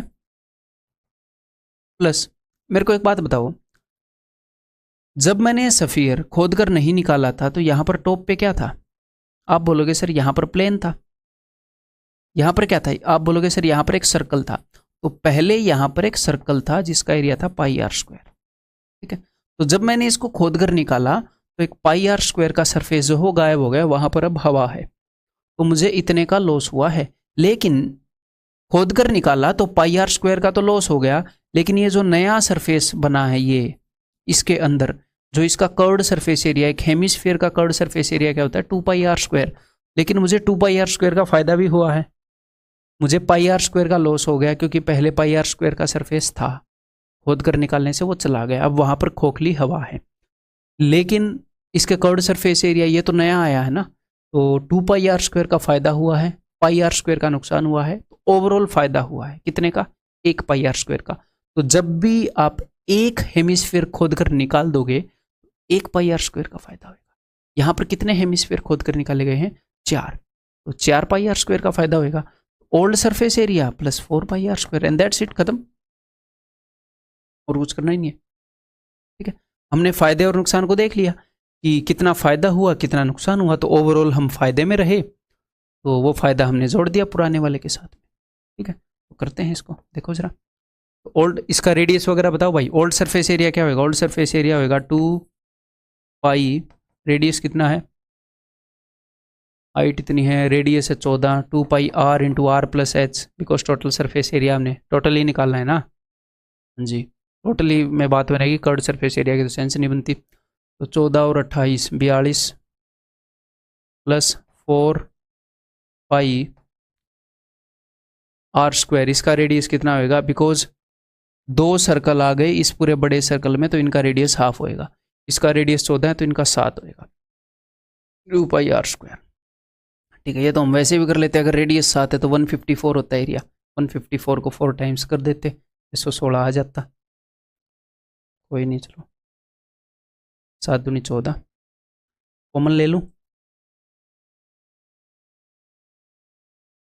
22 चौके, यहाँ से भी मैं 22, 2 और 2, 88 मैंने कॉमन ले लिया। ठीक है, एक 22 है, एक 2 है, एक 2 है, तो यहाँ पर 42 बच गया। ठीक है, यहाँ पर भी 22 और 4, वहाँ पर 7 बच गया, तो हो गया 49। तो 88 इंटू 49, आपका दिल करे वैसे करो कैलकुलेशन, मैं 8 से इसको मल्टीप्लाई कराऊँ, या फिर ऐसे मान लो ये 50 माइनस 1 है, 88 इंटू 50 कितना हो जाएगा, 400, 4400 माइनस 88, 4312, ऐसा कुछ का, ऑप्शन बी। ठीक है जी, answer will be option b. ये बताइए जी, if a centimetre cube of iron weighs a centimetre cube, ऐसा तो कुछ नहीं होएगा भाई, ये 1 होएगा। हाँ, अगर 1 सेंटीमीटर क्यूब, ये 1 है। अच्छा, if a centimetre cube of iron, वो दूसरे वाला ए है, ये इंग्लिश का वर्ड है ए यानी कि एक। If a centimetre cube of cast iron weighs 21 gram, अगर 1 सेंटीमीटर लोहे का वजन जो है वो 21 ग्राम है, then the weight of a cast iron pipe of length 1 metre with bore of 3 centimetre. Bore का क्या मतलब होता है बताऊंगा थोड़ी देर में। And in which the thickness of the metal is 1 centimetre. तो सबसे पहले तो मैं आपको ये बताना चाहूँगा कि ये जो पाइप है ये कैसी शेप है, इसको आप कैसे समझो। इसको हम 2 तरीके से समझ सकते हैं कि पाइप है क्या इस चीज़ को। ठीक है, बहुत ही प्यारी एनिमेशन आपके लिए बनाई गई है, ऐसी बात नहीं है। ठीक है, तो एक पाइप को नंबर 1 तो एक ऐसे तरीके से समझा जा सकता है। एक पाइप को आप कैसे बना सकते हो, देखो मेरे पास एक सिलेंडर है, ये दिख रहा है, इसके अंदर एक छोटा सिलेंडर भी आपको दिख रहा होगा। अगर इस बड़े सिलेंडर में से अगर मैं छोटा सिलेंडर काट कर बाहर निकाल दूं तो क्या बनेगी बताओ मुझे, पाइप बनेगी। एग्री कर रहे हो? अगर मैं एक बड़े सिलेंडर में से एक छोटा सिलेंडर ऐसे काट कर बाहर निकाल दूं तो पाइप बनेगी। तो पाइप बनाने का एक तरीका तो ये है। दूसरा तरीका है पाइप बनाने का क्या, अगर मैं एक रिंग रखूं, पाइप है ना एक प्रिज्म है, पाइप क्या है, एक प्रिज्म है। मुझे एक बात बताओ, ये एक प्रिज्म है ना, मतलब मैथमेटिकली एक प्रिज्म नहीं है, अपनी अंडरस्टैंडिंग के लिए हम दोनों प्यार से हम इसको प्रिज्म बोल रहे हैं। वैसे तो प्रिज्म के जो फेस हैं वो रेक्टेंगुलर होते हैं, अपनी अंडरस्टैंडिंग के लिए। ठीक है, एक प्रिज्म, हम प्रिज्म कैसे बना रहे थे, एक बेस को बार बार रिपीट कर रहे थे। ये एक कैसा प्रिज्म है, इसका बेस एक ट्रायंगल है और इसके ऊपर हम ट्रायंगल रिपीट करते जा रहे हैं, ऐसा ही एक बेस है।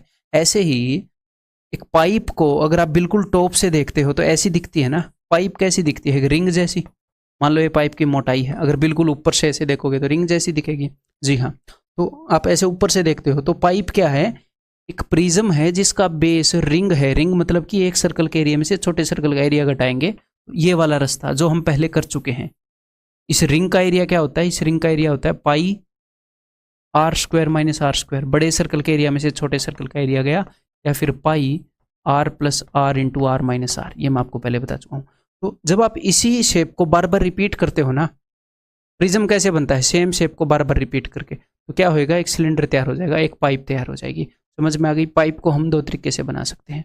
एक तरीका क्या है, एक बड़े सिलेंडर में से एक छोटा सिलेंडर छोटे रेडियस का खोद कर निकाल लो तो पाइप बन जाएगी, या फिर एक बेस एक रिंग को रिपीट करते जाओ। तो मैं आपको इन दोनों के अकॉर्डिंग फॉर्मूला बता देता हूँ, देखो। ठीक है, आप ऐसे इमेजिन कर लो कि जो अंदर वाला रेडियस है वो आर है और जो बाहर वाला रेडियस है वो कैपिटल आर है। ये आपको दिख रहा है? हाँ, ठीक ठाक दिख रहा है। ठीक है, तो अगर मैं इस वाली अंडरस्टैंडिंग से आपको फॉर्मूला बताऊं तो जो बड़े वाला सिलेंडर है उसका वॉल्यूम क्या होएगा, पूरे बड़े सिलेंडर का उसका वॉल्यूम होएगा पाई कैपिटल आर स्क्वायर, और ये जो हाइट है ये आप एच मान लो, into h, pi r square h. ठीक है, जो सिलेंडर हमने खोद कर निकाला जिसका रेडियस है जी आर, तो इसका वॉल्यूम क्या होएगा, इसका वॉल्यूम होएगा पाई आर स्क्वायर एच। तो पाइप का वॉल्यूम क्या हो जाएगा, पाई और एच कॉमन ले लो, r square minus r square h. ये पाइप का वॉल्यूम है। ठीक है, तो ये तो अपना तरीका नंबर 1 है कि अगर हम एक सिलेंडर के वॉल्यूम में से एक छोटे सिलेंडर का वॉल्यूम घटा रहे हैं तो पाइप का वॉल्यूम हम प्राप्त कर सकते हैं।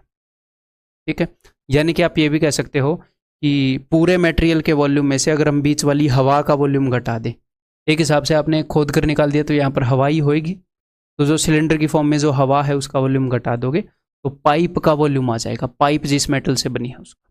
ठीक है, या फिर अगर आप इस अंडरस्टैंडिंग से जाओगे तो इसका जो बेस है वो कैसा है, इसका बेस है एक रिंग की फॉर्म में। छोटे वाले सर्कल का रेडियस क्या है, स्मॉल आर, बड़े वाले सर्कल का रेडियस क्या है, कैपिटल आर। तो हमेशा से एक प्रिज्म का वॉल्यूम हम कैसे लिखते आए हैं, area of the base into height. तो रिंग का फॉर्मूला क्या होता है, एरिया का, रिंग का फॉर्मूला होता है pi r square minus r square. Done. तो एरिया ऑफ द बेस आ गया इनटू हाइट, हाइट है एच, ये देखो ये सेम ही है, pi r square minus r square into h. तो ये रिंग वाली फॉर्मेशन से हो गया। तो आपका दिल करे तो इसको आप ऐसे लिख सकते हो, रिंग का फॉर्मूला ऐसे भी हम लिख सकते हैं ना। ठीक है, तो कुल मिलाकर आपने अंडरस्टैंडिंग याद रखनी है अब आगे के क्वेश्चंस के लिए। ठीक है भाई, याद रखो, फिर हम इसको यूज करेंगे। अब एग्जामिनर ने क्या बताया हमें, एग्जामिनर ने बताया है एक पाइप बनाई गई है, then the weight of the cast iron pipe of length, एक पाइप है उसकी लेंथ यानी कि उसकी हाइट उसने बता दी है 1 मीटर है। बोर, बोर का मतलब होता है डायमीटर, बोर का मतलब होता है ये पूरा छेद, पूरे छेद का डायमीटर, सुराख, जिसका सुराख 3 सेंटीमीटर है। आपने पंजाबी गानों में खासकर सुना होगा कि 12 बोर दी पिस्टल, ऐसे बोर बोर करते हैं, तो 12 उसका जो पिस्टल की जो नाली होती है उसका डायमीटर 12 सेंटीमीटर, 12 सेंटीमीटर तो कहाँ होगा, तो थोड़ी है, 12 मिलीमीटर होता होगा। ठीक है, तो वो बोर का मतलब होता है कि जो नाली है, जो पाइप है, उसका डायमीटर कितना, उसका इंटरनल डायमीटर कितना है, अंदर का, टोटल की मैं बात नहीं कर रहा, अंदर का डायमीटर कितना है इंटरनल, उसके अंदर से कितने डायमीटर की सिलेंडर निकल सकती है, इतनी मोटी चीज आप उसके अंदर घुसा सकते हो। ठीक है, that is bore, internal diameter, in which the thickness of the metal is 1 centimetre. तो इसका वॉल्यूम बताओ। तो चलिए अब हम कर लेते हैं इसलिए। तो यहां पर एग्जामिनर जो बता रहा है उसके अंदर क्या है, एग्जामिनर ऐसे बता रहा है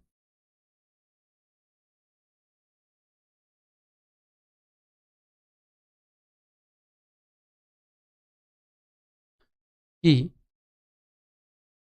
अपने पास जो पाइप है उसकी जो लंबाई है दैट इज 1 मीटर, उसकी लंबाई 1 मीटर है, और इंटरनल जो डायमीटर है वो 3 सेंटीमीटर का है, जो बोर है वो 3 सेंटीमीटर का है, यानी कि जो रेडियस है वो 3/2 सेंटीमीटर का होएगा, और जो थिकनेस है वो 1 सेंटीमीटर की है।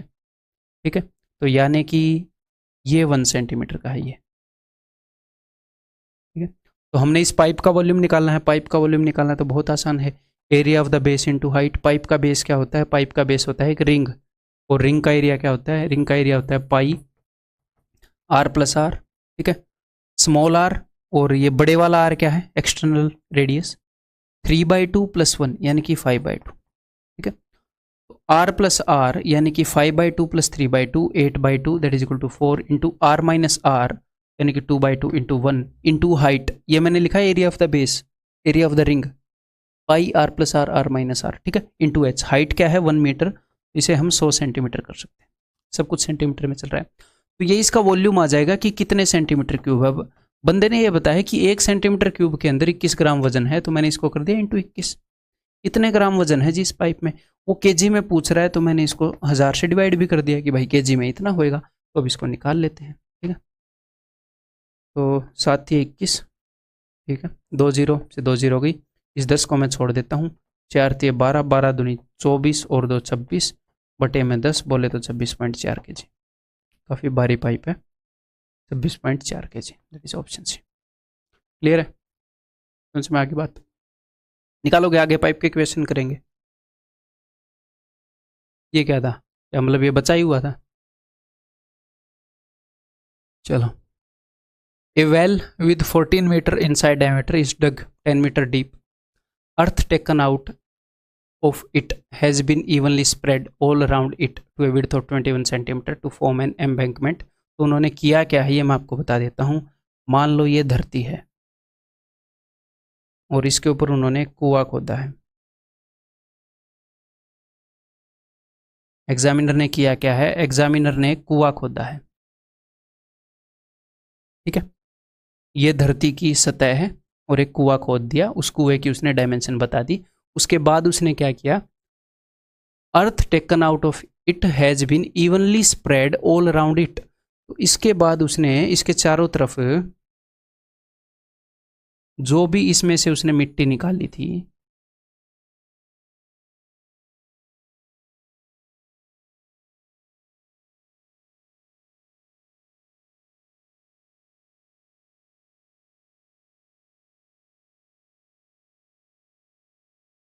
मेरे ख्याल आप समझ पाए होंगे, समझ पाए होगी नहीं, कुएं के चारों तरफ एक ऐसी इम्बैंकमेंट बना दी है, जो आप स्पीकर के अंदर चुंबक देखते हो,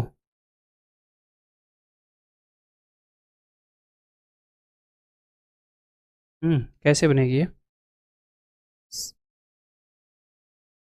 तो एक बार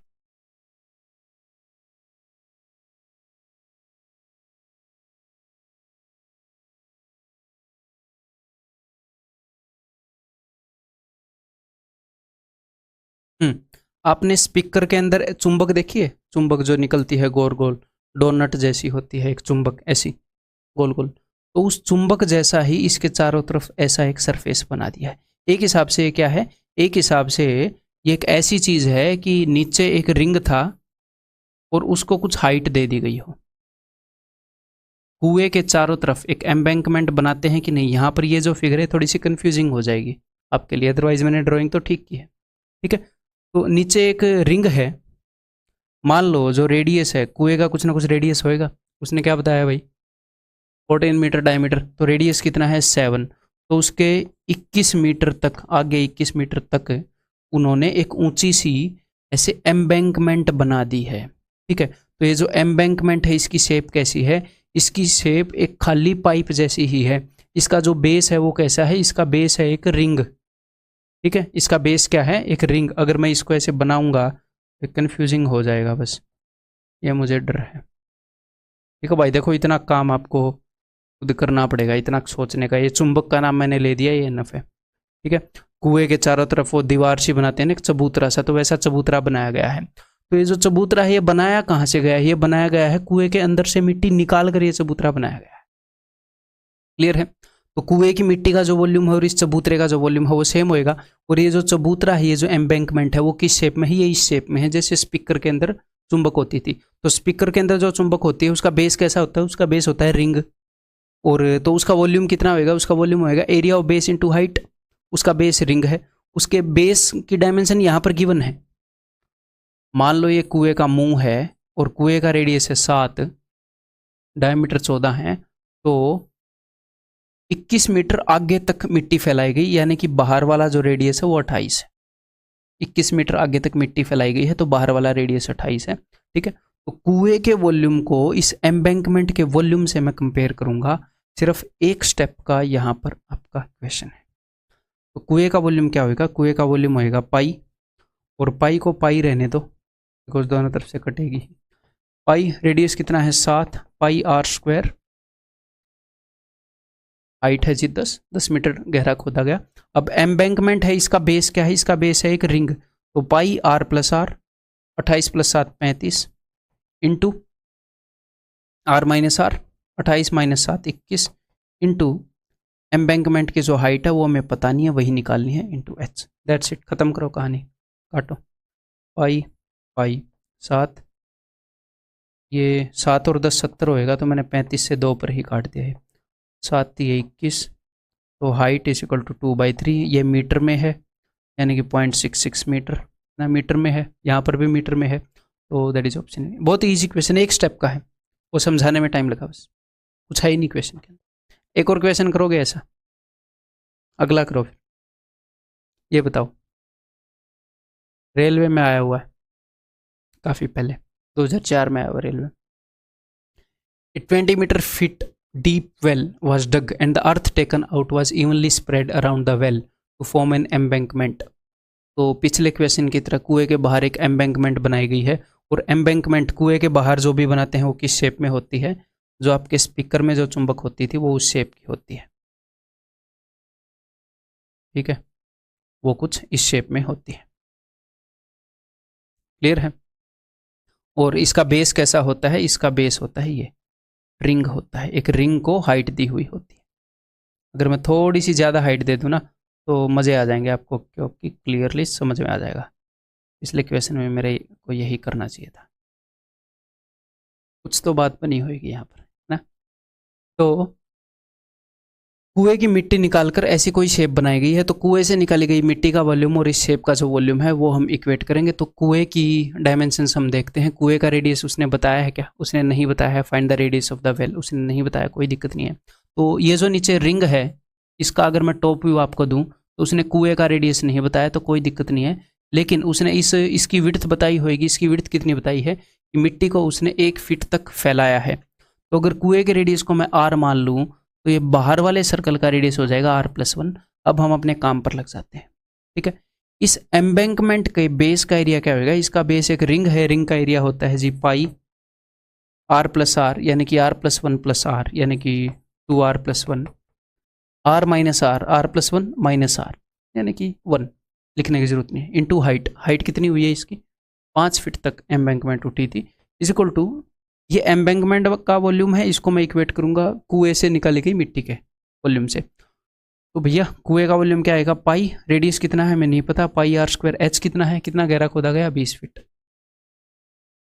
पहली स्टेप ये होगी जो आप एग्जाम में करोगे।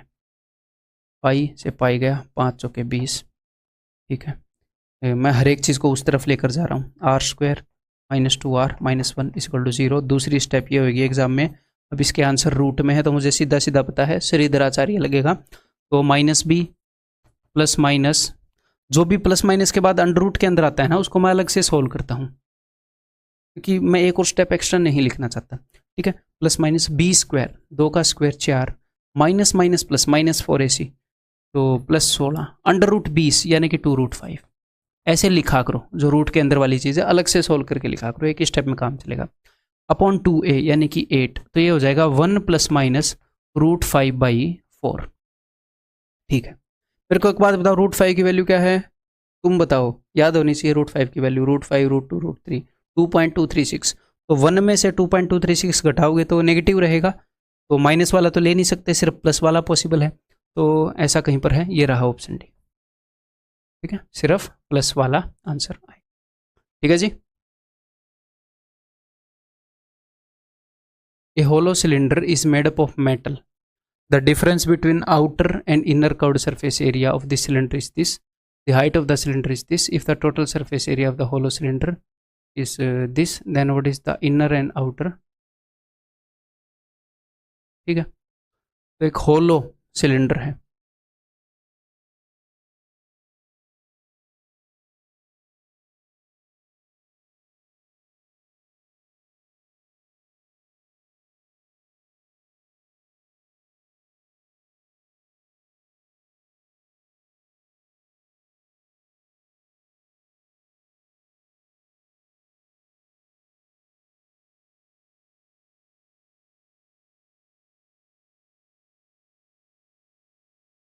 ऐसे देखो होलो सिलेंडर कैसा होएगा, अंदर से ऐसे खोखला होएगा। एक सिलेंडर में से एक छोटा सिलेंडर काट कर निकाल लिया, पहले मैं बता चुका हूँ। A hollow cylinder is made up of metal, the difference between outer and inner curved surface area, ठीक है। तो अंदर वाला जो रेडियस है वो मैंने मान लिया है जी स्मॉल r, ठीक है, और बाहर वाला जो रेडियस है वो मैंने मान लिया है जी capital R। Outer curved surface area क्या होगा? जो बाहर वाला जो कर्व्ड सरफेस एरिया है, और अंदर वाला कर्व्ड सरफेस एरिया क्या होगा? जो अंदर वाला कर्व्ड सरफेस एरिया है। जब आप ऊपर से झांकोगे तो ये अंदर वाला, तो अंदर वाले कर्व्ड सरफेस एरिया, इनर के लिए छोटा रेडियस यूज होएगा, बाहर वाले के लिए कैपिटल रेडियस यूज होएगा, ठीक है। तो चलो करते हैं। तो आउटर कर्व्ड सरफेस एरिया क्या होगा? 2 pi capital R H. Inner curved surface area क्या होगा? 2 पाई स्मॉल आर एच। तो कैपिटल आर और स्मॉल आर को छोड़कर सब कुछ तो कॉमन है, तो उसको मैं कॉमन ले रहा हूं, 2 pi capital R minus small R into h. Height कितनी है सिलेंडर की? Height of the cylinder is 28, ठीक है जी, इज इक्वल टू 352, 352, ओके। 7 चौके 28, 22 से वो कट जाएगा, 22 एकम 22, 22 छिक्के 132, 4 दूनी 8, 8 दूनी 16। तो हमें एक चीज़ मिल गई क्या? कि r minus R is equal to 2, ठीक है, यानी कि जो मोटाई है सिलेंडर की वो 2 है। Okay, if the total surface area of this hollow cylinder is this then what is the inner and outer radius, तो अंदर और आउटर वाला रेडियस क्या होएगा, तो इसके टोटल सरफेस एरिया के अंदर कितने सरफेसेस होंगे बताइए जरा मुझे, सोच कर बताओ इसका टोटल सरफेस एरिया क्या क्या होएगा। एक तो बाहर वाला कर्ड सरफेस एरिया जो अभी अभी हमने देखा है, एक अंदर वाला कर्ड सरफेस एरिया, प्लस ऊपर एक इसके पास रिंग भी है, ऊपर एक इसके पास रिंग भी है भाई साहब, ये इसकी मैं बात कर रहा हूँ। इसको जनरली एक आधी बार स्टूडेंट भूल जाते हैं, जो फर्स्ट टाइम करते हैं जनरली भूल ही जाते हैं इस मासूम एरिया को, इसकी क्या गलती है। और एग्जैक्टली ऐसा ही एक रिंग जब आप नीचे से देखोगे वहां पर आपको मिलेगा। तो टोटल 4 पोर्शन हो गए, एक बाहर वाला कर्ड सरफेस एरिया, अंदर वाला कर्ड सरफेस एरिया, एक ऊपर एक रिंग और एग्जैक्टली एक ऐसा नीचे वाला रिंग। तो ये सारा मिलाकर यहाँ पर 2640 है। ठीक है, तो चलिए करते हैं, कोई दिक्कत नहीं है इसमें। ठीक है, ये मत मानना कि ये कैलकुलेटिव है, कोई कैलकुलेटिव नहीं है। ठीक है भाई, तो बाहर वाला कर्ड सरफेस एरिया प्लस अंदर वाला कर्ड सरफेस एरिया दोनों 2 पाई आर एच होंगे, दोनों के अंदर 2 पाई और एच तो कॉमन होंगे, सिर्फ आर का फर्क होएगा। तो वो मैं लिख रहा हूँ 2 पाई, एच कितनी है 28 इंटू आर प्लस आर, यही होएगी है ना। तो मैंने बाहर वाला कर्ड सरफेस एरिया अंदर वाला कर्ड सरफेस एरिया मैंने लिख लिया। अब मैं रिंग का एरिया लिख रहा हूँ, ऐसे ऐसे 2 रिंग है तो मैं 2 से मल्टीप्लाई करूंगा। और रिंग का एरिया क्या होता है, pi are plus are, are minus r, तो 2 pi are plus r into are minus r, और आर माइनस आर की वैल्यू मेरे पास है दैट इज 2, तो वो मैं वैल्यू ही यहाँ पर रख देता हूँ। ठीक है, तो बस अब आप इसको सोल्व करोगे, इसको यहाँ पर इक्वेट कर देते हैं। जब आप इसको सोल्व करोगे तो आपको आर प्लस आर की वैल्यू मिल जाएगी, साफ साफ दिख रही है। आर माइनस आर की वैल्यू आपके पास है, तो आर और आर दोनों निकल आएंगे, इसमें कोई दिक्कत ही नहीं है। ठीक है, 2640, बस एग्जामिनर को फॉलो करना था और कोई खास पहाड़ नहीं तोड़ना था। ठीक है, अब करें। तो बीच में प्लस का निशान आपको पता है, तो 22 से मैं कैंसिल आउट कर रहा हूँ, दोनों में से मैंने 22 लिया और इसको कैंसिल आउट कर रहा हूँ। 22 से कम 22, 22 तो नहीं 44। ठीक है जी, और 7 चौके 28, यहाँ तो 7 से कटेगा नहीं। ठीक है, कोई दिक्कत नहीं है, नॉट ए बिग डील, पढ़ा रहने दे। ठीक है जी, और कुछ कटेगा, यहाँ पर 12 हैं, यहाँ पर 4 है, 4 दूनी 8, 8 से तो कटेगा नहीं। यहाँ से मैं एक 4 ले लेता हूँ। ठीक है जी, और यहाँ से भी एक 4 लेना पड़ेगा, फिर 1 2 यहाँ से लिया, 1 2 यहाँ से लिया, और 4 दिए 12, यहाँ पर मैंने काट दिया। ठीक है जी, तो यहाँ पर क्या बचेगा मेरे पास, यहाँ पर बच गया, अगर मैं यहाँ से आर प्लस आर और वहाँ से आर प्लस आर अगर मैं कॉमन ले लूँ, ठीक है, तो यहाँ पर क्या बच जाएगा, यहाँ पर कुछ भी नहीं बचा 2, और वहाँ पर क्या बच जाएगा, वहाँ पर बच गया 1/7, तो 2 + 1/7 15/7, तो यहाँ पर है 15/7। तो ऐसा कुछ मामला हुआ था क्या इस क्वेश्चन में, मेरे को ध्यान नहीं है, बट कोई नहीं। तो यहाँ पर अपने पास क्या बचा हुआ है, यहाँ पर अपने पास बचा हुआ है 3, तो 3 पंजे 15, आर प्लस आर की वैल्यू आ जाएगी 7/5। ऐसा तो नहीं है शायद इसका कैलकुलेशन, तो शायद मैंने कहीं ना कहीं पर गड़बड़ की होगी, एक बार देख लेते हैं। If the total surface area of this hollow cylinder is 2640, ठीक है, then what are the inner and outer radius. एक बार इस वाले पार्ट के ऊपर फिर से नज़र मार लेते हैं।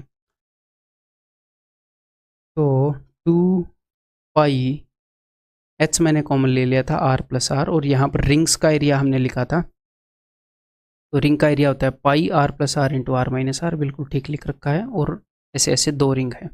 ठीक है, उसको 2640 से कंपेयर कर रखा है। ठीक है जी, ये 7 मैंने इससे काट दिया, वो 7 में नहीं काट पाया। यार देखो कैलकुलेशन तो ठीक कर रखी है, लेकिन एक बार फिर से कर लेते हैं।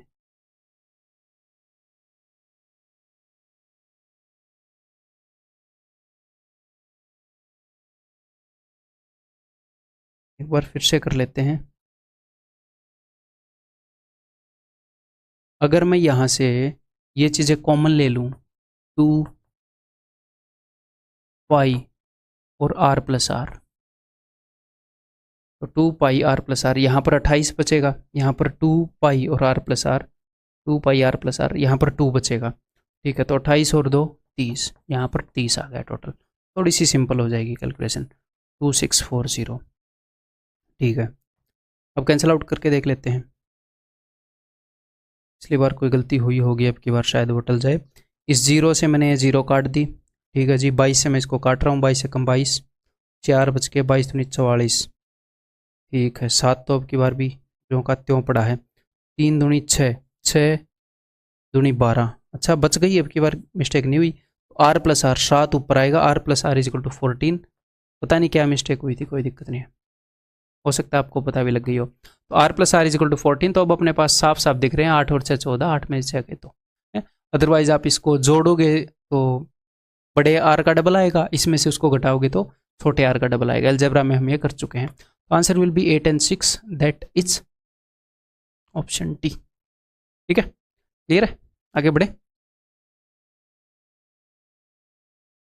ए hollow square shaped tube open at both ends is made of iron, the internal square is of 5 centimetre side. तो देखो ये क्वेश्चन मैंने यहीं पर ले लिया ताकि आपके पाइप के सारे फंडे क्लियर हो जाएं।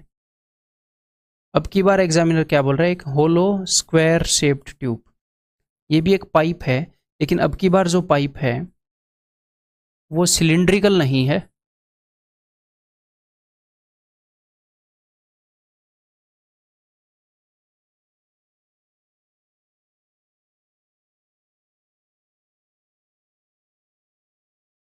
वो कुछ इस तरीके से है।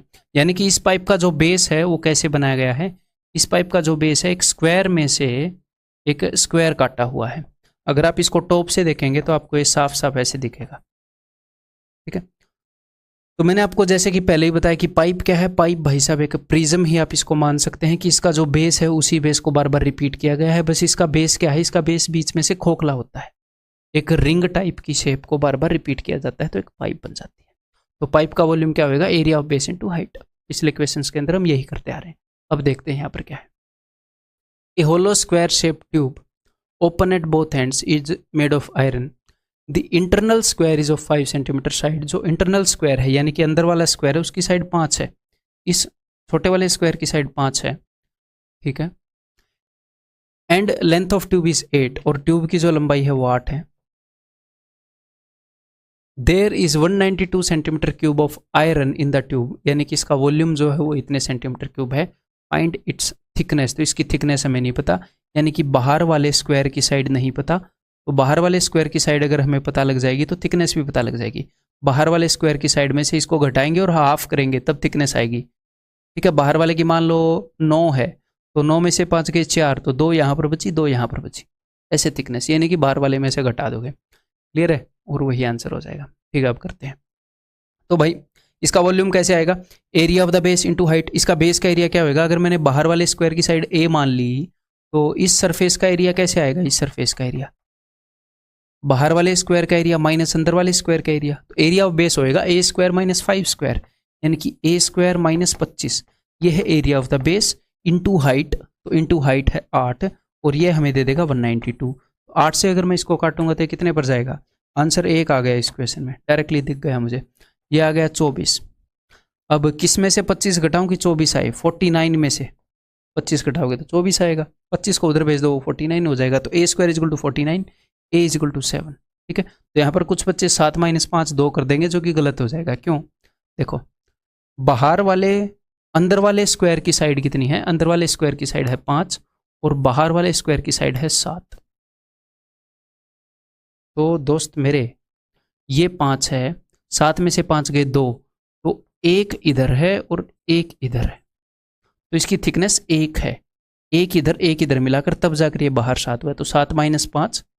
सर्कल में बाहर वाले रेडियस से अंदर वाला घटाना होता है, लेकिन यहाँ पर स्क्वायर की जो साइड है वो एज ए डायमीटर का काम कर रही है, समझ गए। तो यहाँ पर आंसर क्या आ जाएगा, ऑप्शन सी, ट्यूब की मोटाई क्या हो जाएगी, 1 सेंटीमीटर। ठीक है, the radius of A cylindrical milk container, ये एक्चुअल में आया हुआ क्वेश्चन है, ये 2016 टीयर 2 में आया था। बहुत ही इजी क्वेश्चन है कंसेप्ट वाइज, लेकिन कैलकुलेशन में थोड़ा सा टिपिकल पड़ जाता है। ठीक है, तो इसलिए मैंने इस क्वेश्चन को लिया कि एक आधा ऐसा क्वेश्चन भी लूँगा, एक आधा ऐसा क्वेश्चन आ जाता है एग्जाम में, ऐसी कैलकुलेशन हो तो फर्स्ट और सेकंड राउंड में इसे छोड़ दो, क्यों? क्योंकि ये क्वेश्चन मोस्ट प्रोबेबली आपको आता है। अब तक अगर आप पहुंचे हो तो आपको ये आता ही, आप ऐसे मान लो आप इसे कर लोगे। कंसेप्ट वाइज आता है लेकिन कैलकुलेशन में फंसने के चांसेस हैं। तो एग्जाम में ईगो पर ले जाते हैं स्टूडेंट की, आता तो है तो क्यों ना कैलकुलेशन को रगड़ कर ही कर दूं। एक आधी बार ऐसी कैलकुलेशन आ जाती है थोड़ी सी टिपिकल सी कि खाम खा टाइम खा जाती है। तो अगर अच्छे से अप्रोक्सीमेट ना कर पाओ, अच्छे से हैंडल ना कर पाओ तो टाइम वेस्ट करेगी। तो उसको अगले राउंड के लिए भी आप छोड़ सकते हो उस क्वेश्चन को। इसकी जगह 3 क्वेश्चन हो जाएंगे अगर कैलकुलेशन में गलत ट्रैक पर निकल गए तो। ठीक है। The radius of A cylindrical milk container is half it's height. जो रेडियस है उसकी हाइट का हाफ है, यानी कि अगर रेडियस r है तो height is 2r। Radius height का हाफ है, यानी कि हाइट जो है वो रेडियस की डबल है, height is 2r। And surface area of the inner part, तो मिल्क कंटेनर है और कैसा है? सिलिंड्रिकल, तो उसका सरफेस एरिया। तो कुछ बच्चे तो यहीं पर गलती कर देंगे।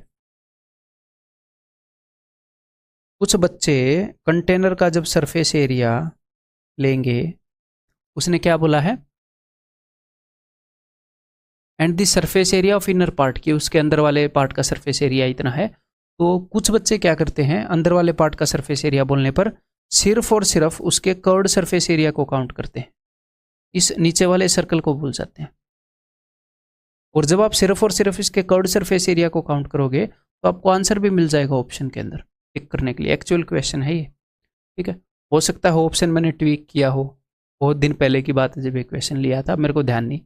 ऑप्शन का आंसर इसमें है, अगर आप गड़बड़ करोगे। मैं भी कई बार ऐसे काम कर देता हूँ कि मेरे को पता होता है यहाँ पर गड़बड़ करेंगे, मैं ऑप्शन दे देता हूँ, क्योंकि एग्जाम में भी ऐसा मिलता है कई बार।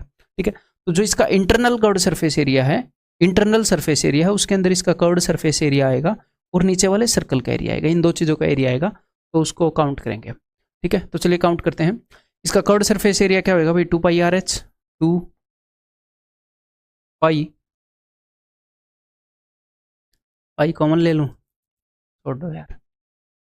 2πr रेडियस और h कितना है? 2r प्लस इस सर्कल का एरिया होएगा πr² है ना, इज इक्वल टू 616। तो 22 से, अब बीच में प्लस का निशान है भाई साहब, वो दोनों से कॉमन ले लेकर काटना पड़ेगा। तो 22 से अगर मैं इसको काटूंगा तो 22 दूनी 44, 22 आठे 176, और उसके बाद कैसे काट सकते हैं वो 4 से, लेकिन यहाँ पर तो कुछ बचा हुआ है नहीं। ठीक है, तो और तो किसी चीज़ से काट नहीं सकते, तो दोनों जगह से मैंने 7 को कॉमन लेकर मैंने वहाँ पर भेज दिया। ठीक है, यहाँ पर क्या बच गया? 2 दूनी 4, 4r², और यहाँ पर क्या बच गया? r²। तो 5r² is equal to this, r² की वैल्यू क्या आ जाएगी? 28 × 7/5। r की वैल्यू क्या आ जाएगी? देखो ऊपर अगर मैं अंडर रूट लूंगा तो ऊपर क्या है? ये 7 है, यहाँ पर 7 और 4 है, 2 7 की जगह एक 7 आ जाएगा और 4 की जगह 2 आ जाएगा अंडर रूट में, तो ऊपर आ जाएगा 14 और नीचे आ जाएगा जी √5। ठीक है, r की वैल्यू अगर 14/√5 है तो हाइट की वैल्यू क्या आएगी? हाइट की वैल्यू आएगी 28/√5, और इसीलिए एग्जामिनर ने आपको दे रखा है कि √5 की वैल्यू ये है। अदरवाइज आपको पता भी होनी चाहिए √5 की वैल्यू, कई बार वो देता भी नहीं है जहाँ पर जरूरत हो। 2.236। ठीक है, तो अब मैं इसको हटा रहा हूँ। अब उसने क्या बोला? उसने बोला इसका वॉल्यूम बताओ। तो कितना इजी क्वेश्चन है, कंसेप्चुअली कुछ मुश्किल है इस क्वेश्चन में? अगर आप इतना ध्यान दे लो कि इंटरनल टोटल सरफेस एरिया में curved surface area plus circle का एरिया आएगा, तो कंसेप्चुअली तो कुछ मुश्किल है नहीं। अब वॉल्यूम निकाल दो, बट ये खाम का कैलकुलेशन में वो कर देता कई बार गड़बड़। The amount of milk that the container can hold, यानी कि इसका वॉल्यूम निकालना है, तो चलिए निकालते हैं। तो वॉल्यूम आएगा जी πr², यानी कि रेडियस का स्क्वायर, तो 14 × 14 √5 का square 5 × h is equal to 28/√5। ठीक है, अगर मैं √5 की वैल्यू नीचे 2.23 लिखूंगा तो एक तो डिनोमिनेटर में पॉइंट आ गया तो गड़बड़ हो गई। तो मैं कर क्या रहा हूँ? मैं मन ही मन में √5/√5 से मल्टीप्लाई कर रहा हूँ। जैसे ही मैं मन ही मन में ऐसे मल्टीप्लाई करूँगा तो नीचे √5 × √5 5 आ जाएगा, और ऊपर मैं √5 की जगह लिख सकता हूँ 2.23। ठीक है, क्लियर है? तो कुल मिलाकर आप इसको ऐसे भी सोच सकते हो कि मैं इसको सॉल्व कर लूँ, क्योंकि 2.23 है, इसको सोल्व कर लूँ, उसको मैं डबल कर दूंगा, फिर 23% बढ़ा दूंगा। जब आपको कोई चीज़ 23% बढ़ानी हो तो आप क्या करते हो, 1.23 टाइम्स करते हो। जब आपको कोई चीज़ 123% बढ़ानी हो तो क्या करते हो, 2.23 टाइम्स करते हो। परसेंटेज में यही करते हो। तो 2.23 टाइम्स का क्या मतलब होता है, चीज़ को डबल करो और फिर उसको 23% बढ़ा दो। तो मैं ऐसे भी कर सकता हूँ कि यहाँ पर जो भी आंसर आएगा उसको डबल कर दूंगा और फिर उसमें 23% और ऐड कर दूंगा, तो कैलकुलेशन मेरी थोड़ी सी ठीक ठाक हो जाएगी। अब मैं इसको सोल्व कर रहा हूँ। 7 दूनी 14, नीचे 25 है, अब ये कटेगा नहीं, मुझे 25 से भाग करना पड़ेगा, कोई दिक्कत नहीं। ऊपर वाले को सोल्व करते हैं। 14 दूनी 28 और 28, तो 28 का स्क्वायर होता है 784। 784, अब 22 को मैं 11 इंटू 2 देख रहा हूँ, तो 784 को मैं 2 दूंगा क्योंकि मुझे 11 से फर्स्ट मल्टीप्लाई करना आता है। तो 784 का डबल, तो वो जाएगा भाई 2 चौके 8, 2 8 16, 2 7 14 और 1 15। 784 का डबल। अब मैं इसको 11 से मन ही मन में मल्टीप्लाई कर रहा हूँ। 8 और 6 14, 6 और 5 11 और 1 12, ठीक है, 5 और 1 6 और 1 7 और 1, ये मैंने इसको 11 से मल्टीप्लाई कर दिया। एक बार मैं चेक कर लूँ। 8 8 और 6 14, 6 और 5 11, 1 12, 1 5 और 1 6 1 7 और 1, ठीक है, डिवाइडेड बाई 25। अभी तक मैं सिर्फ इतना ही सोल्व कर रहा हूँ, इतना, उसको मैं बाद में हैंडल करूंगा, ठीक है। इसको 25 से डिवाइड कर रहे हैं। 25 साते पर तो जाएगा नहीं जी, 25 सिक्के 150 पर जाएगा, तो 22 बच जाएंगे 224। 25 निम्मे पर नहीं जाएगा, 25 आठे पर जाएगा, तो बच जाएंगे 24। 25 निम्मे 225, हाँ 25 आठे 224 बच गए, तो 248। फिर से 25, क्या मैं ठीक ठाक कर रहा हूँ क्या, 25 सिक्के 150, बच गए 22, उतार लिया 4, 25 आठे 224 बच गए, ठीक है। 25 निम्मे 224, तो बच गए 23। 23 बटे 25, 23 बटे 25 को कैसे देखेंगे, 23/25। कुछ लोगों को हिंदी का वर्ड नहीं आते, तो 23/25, 4 इंटू 4, तो 25 इंटू 4 100, 23 इंटू 4 92, 94/100.92, तो ठीक है।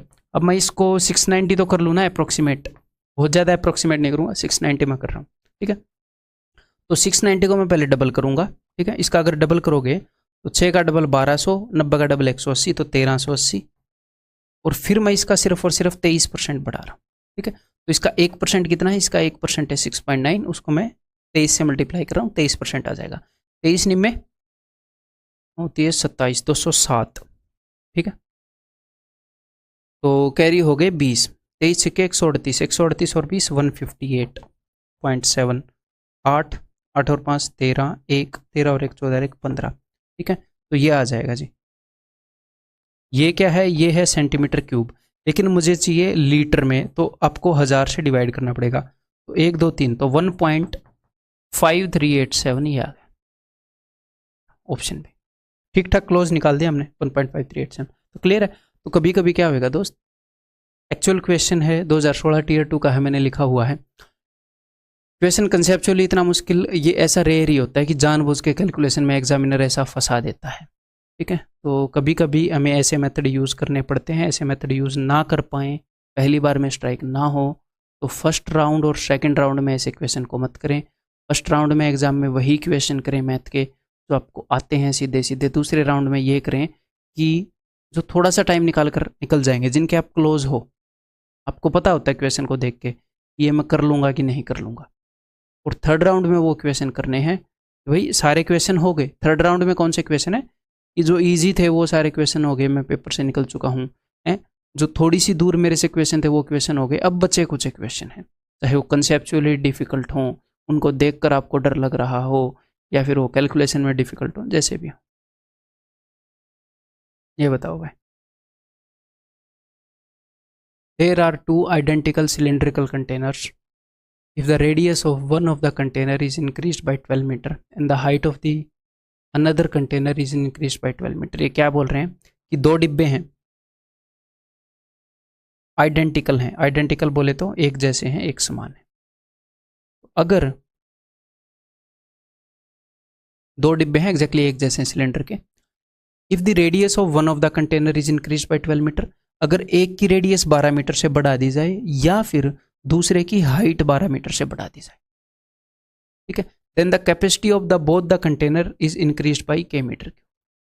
मतलब इन दोनों डिब्बों का पहले वॉल्यूम सेम था, आइडेंटिकल यानी कि एक समान है, हिंदी में समान, समान बेलनाकार डिब्बे। तो कहना वो चाह रहे हैं कि इन दोनों का वॉल्यूम सेम है, चाहे आप रेडियस को 12 सेंटीमीटर बढ़ा लो इस सिलेंडर के अंदर या हाइट को 12 सेंटीमीटर बढ़ा लो, वॉल्यूम सेम ही बढ़ता है, यानी कि फाइनली तब भी वॉल्यूम सेम ही रहता है। यहाँ पर जितना इंक्रीमेंट आया वहाँ पर भी उतना इंक्रीमेंट आता है। तो रेडियस को 12 सेंटीमीटर बढ़ाने पर भी वॉल्यूम उतना ही बढ़ रहा है, हाइट को 12 सेंटीमीटर बढ़ाने पर भी वॉल्यूम उतना ही बढ़ रहा है, यानी कि इतना इतना बढ़ाने पर भी ओवरऑल जो फाइनल वॉल्यूम है वो सेम ही रहता है। ठीक।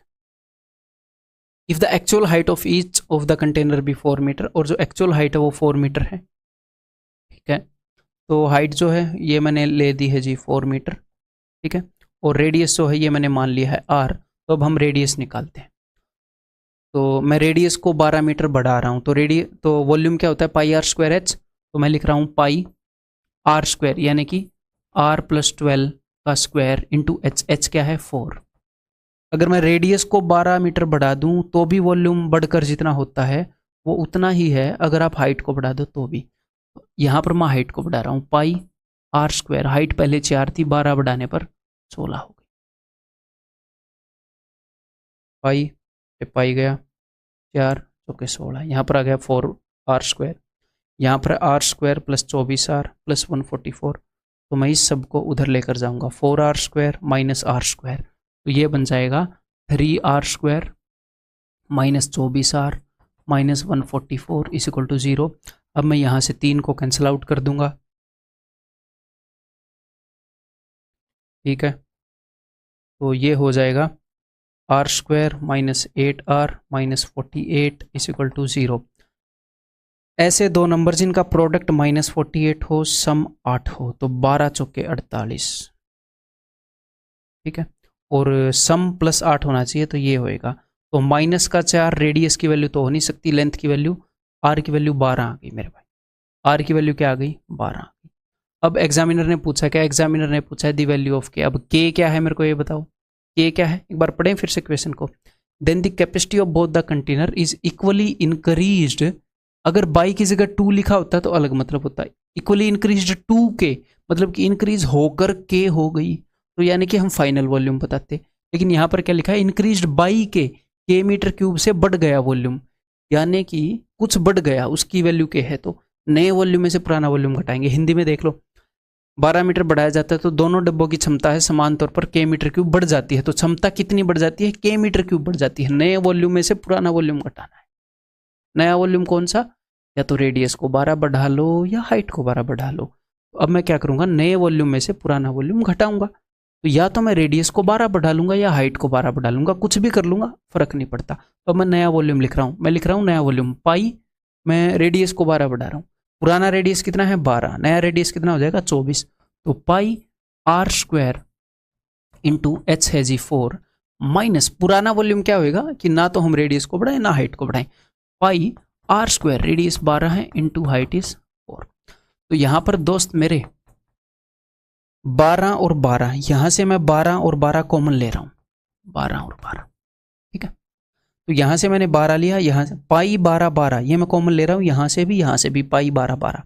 तो पाई 12 12, अगर मैं 12 12 कॉमन लूंगा तो 2 2 बच जाएगा, तो 2 इंटू 2 4 इंटू 4 16, यहाँ पर बचेगा 16।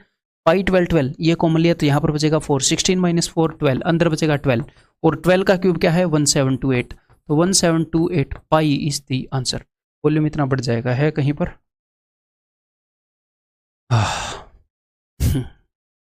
काफ़ी लंबी हो गई क्लास अपनी, हर एक क्लास लंबी ही चल रही है। मेरा स्टेमिना चेक कर रहे हो आप लोग, इतनी लंबी लंबी क्लास मैं आप लोगों का कर रहा हूँ। देखो अपनी यही जो अपना टाइम है जो हम साथ बिता रहे हैं ना, यही आपको आपके लक्ष्य तक पहुँचाएगा। ठीक है, यही ये जो हम मेहनत कर रहे हैं, यही वक्त है जो कल लेकर आएगा। और इसको है ना दुखी होकर मत वो करो, कभी भी आप पढ़ते हो तो दुखी होकर मत पढ़ो, इसको एज ए काम मानकर मत पढ़ो। हाँ देखो उतना मज़ा तो नहीं आता पढ़ने में जितना मूवी देखने में आता है, ऑफ कोर्स मेरे को भी नहीं आता भाई, हो सकता है आपको आता हो। हाँ मुझे पढ़ने में बहुत मज़ा आता है, मूवी देखने में और भी आता है? बाहर खुले में घूमने में, एक्सरसाइज करने में, पार्क में घूमने में ज़बरदस्त मज़ा आता है। तो अगर कोई ये बोले ना कि तुम्हें पार्क में घूमने के ये लो 1,00,000 रुपए पर घंटा, ऐसा मैं पार्क में ही घर बना लूँ। ये भाई चलो वो ना भी दे तो भी मैं घूमने जाता हूँ, मतलब उसमें मज़ा आता है। तो पढ़ने में हो सकता है आपको 100% मज़ा ना आए, बाकी काम करने में 100% आए, 100% आ भी जाए, जो भी है। मैक्सिमम स्टूडेंट को नहीं आता होता है मैक्सिमम। तो क्या है, उसमें मज़ा लेना सीखो। हम 70-80% तक जा सकते हैं, कि क्लोज हम जा सकते हैं। वो कब आएगा? वो तभी आएगा, मतलब काफ़ी मज़ा आता है मेरे को भी पढ़ने में, काफ़ी आता है। स्टूडेंट से तो बहुत ज़्यादा आता होगा। क्यों? क्योंकि मैं इंटेलेक्चुअल तौर पर इन चीज़ों को कर रहा होता हूँ। मैं ऐसे नहीं कर रहा होता कि मेरे को समझ में ही नहीं आ रही, मेरे को समझ में आ रही होती हैं। मैं उसके ऊपर दिमाग दौड़ा रहा होता हूँ। कोई क्वेश्चन अगर मान लो नया है, कुछ हाई लेवल का है, अपने जो एग्ज़ाम लेवल के क्वेश्चन है, उनसे भी बहुत हाई लेवल के मैं सॉल्व करता हूँ। तो एक चैलेंज होता है कि ये क्यों नहीं हुआ भाई? क्या दिक्कत है? कैलकुलेशन में गलती हो गई, कभी-कभी नए कंसेप्ट भी आ जाते हैं।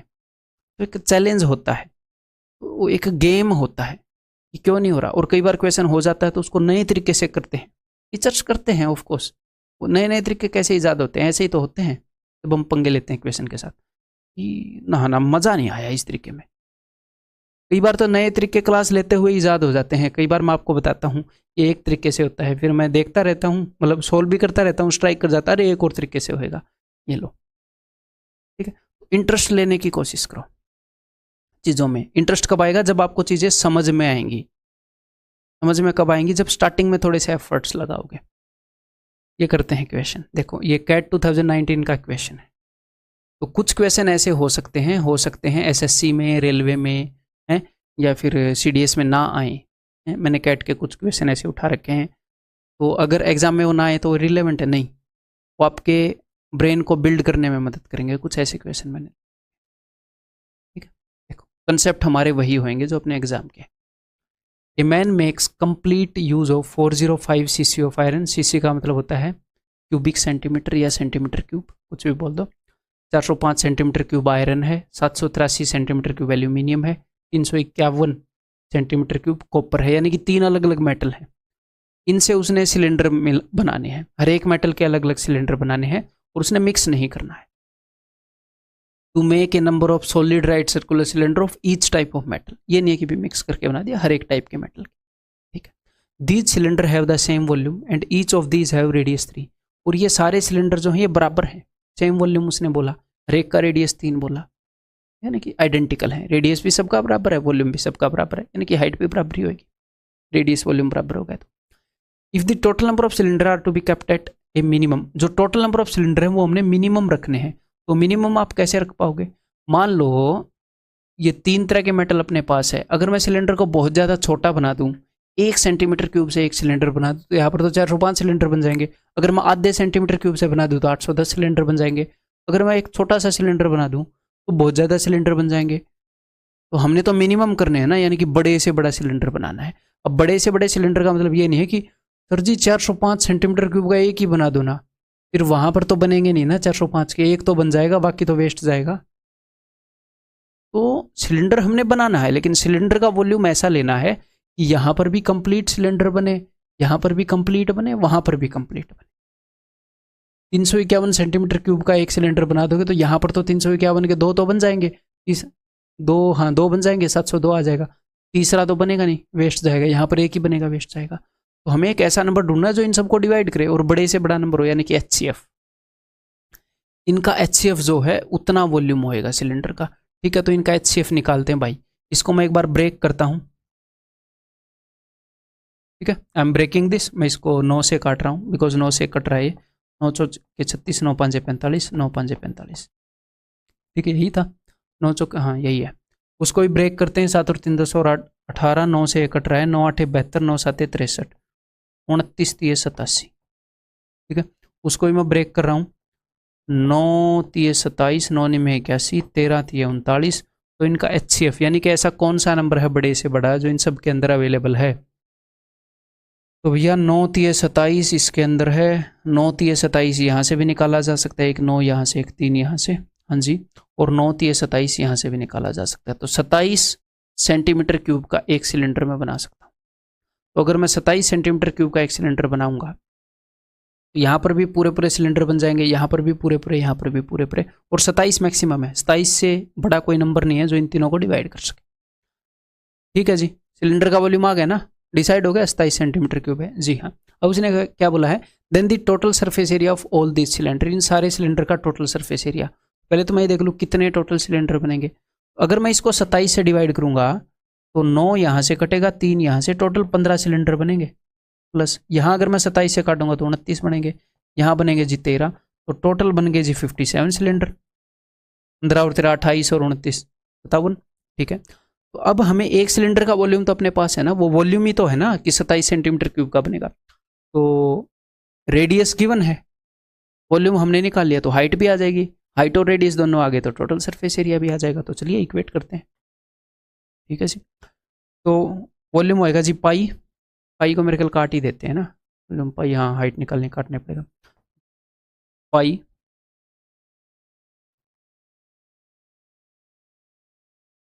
रेडियस 3 है R square into height is equal to, volume हमने क्या निकाला था उन सब का कॉमन 27 सेंटीमीटर क्यूब।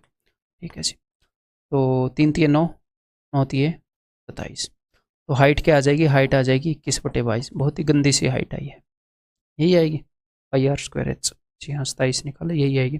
ठीक है, तो हाइट आ गई 21/22। अब हमने क्या निकालना है, total surface area of all the cylinders. तो टोटल सरफेस एरिया क्या होता है, 2 pi are into are plus h, तो निकाल लेते हैं फिर। ठीक है, एच को यहाँ पर लिख देते हैं।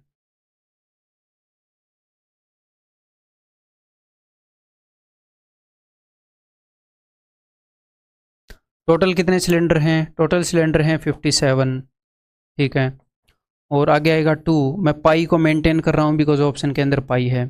2 पाई आर, आर कितना है जी 3, इंटू आर प्लस एच, यानी कि 21/22/3, तो 22 3 66, 66 ये हो जाएगा 87/22, आर प्लस एच मैंने किया है। ठीक है, पाई वैसे मेंटेन करने की कोई ज़रूरत थी नहीं। अच्छा 2 pi are into are plus h, उसने एच को पाई में ही रखा है यहाँ पर, ऐसे उसने ऐसे किया है, एक बार मेरे को देखने दो, देखने दो। 2 से अगर ये 11 पर जाएगा, ऐसा कुछ है नहीं कि सिर्फ पाई, ये है लेकिन नीचे 11 किसी में है नहीं, तो उसने पाई को भी उसमें रखा है, हाइट को उसने पाई में ही रखा है। तो अगर मैं 27 को ऐसे देख लूँ 3 इंटू 7, तो 22/7 पाई है, तो ये 3/पाई हो जाएगा हाइट। मैं कह क्या रहा हूँ एक बार फिर से बताता हूँ, उसने हाइट को भी पाई के फॉर्मेट में रखा है। ठीक है, बदतमीज़ है वो थोड़ा एग्जामिनर। ये 22 ऊपर क्या है, ऊपर है 3 इंटू 7, 3 7 21, तो मैं 22/7 को देख रहा हूँ पाई के रूप में, 22/7, तो ये आ जाएगा 3/पाई, 22/7 को मैंने पाई। ठीक है, वो एग्जामिनर ने ऐसे ही ले रखा है।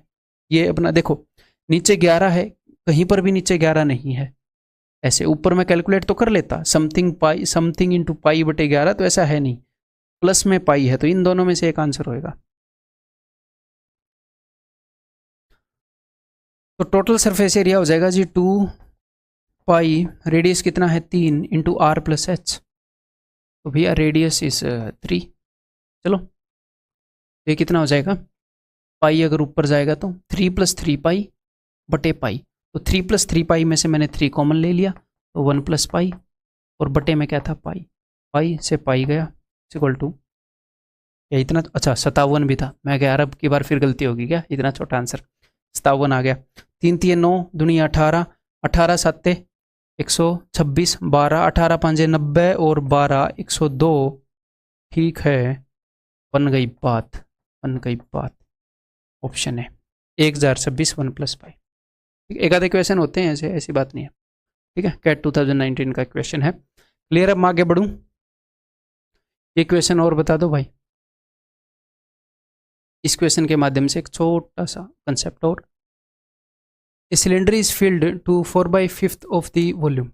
It is then tilted so that the level of the water touches a point on the circumference of top and diagonally opposite point on the circumference of the bottom.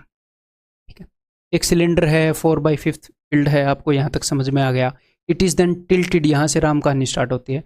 So that the level of water, जो water का level है वो touch किसको करता है, a point on the circumference of the top and diagonally opposite point on the circumference of the bottom. इसका मतलब क्या है बता देता हूँ। देखो, पानी हमेशा ऐसे ग्राउंड के पैरेलल रहता है ना। यहाँ पर एग्जामिनर ने सिलेंडर को टिल्ट कर रखा है,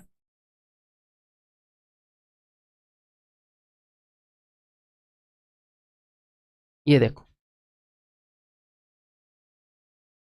एग्जामिनर ने क्या कर रखा है, सिलेंडर को टिल्ट कर रखा है और इस तरीके से टिल्ट किया है कि जो पानी है वो ऐसे टच कर रहा है उसको, ऐसे उसके अंदर पानी भरा हुआ।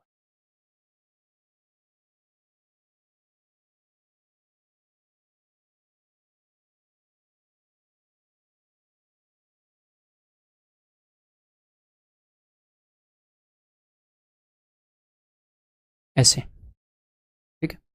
क्या बोल रहा है examiner, so that the level of water touch is a point on the circumference of the top, जो टॉप का सर्कमफ्रेंस है उस पर एक पॉइंट को टच कर रहा है वाटर का लेवल। तो अगर इसको मैं थोड़ा सा ज़्यादा अगर मैं टिल्ट कर देता, अगर मैं इसको थोड़ा सा ज़्यादा टिल्ट कर देता तो ये ऐसे हो जाता, ऐसे, ठीक है।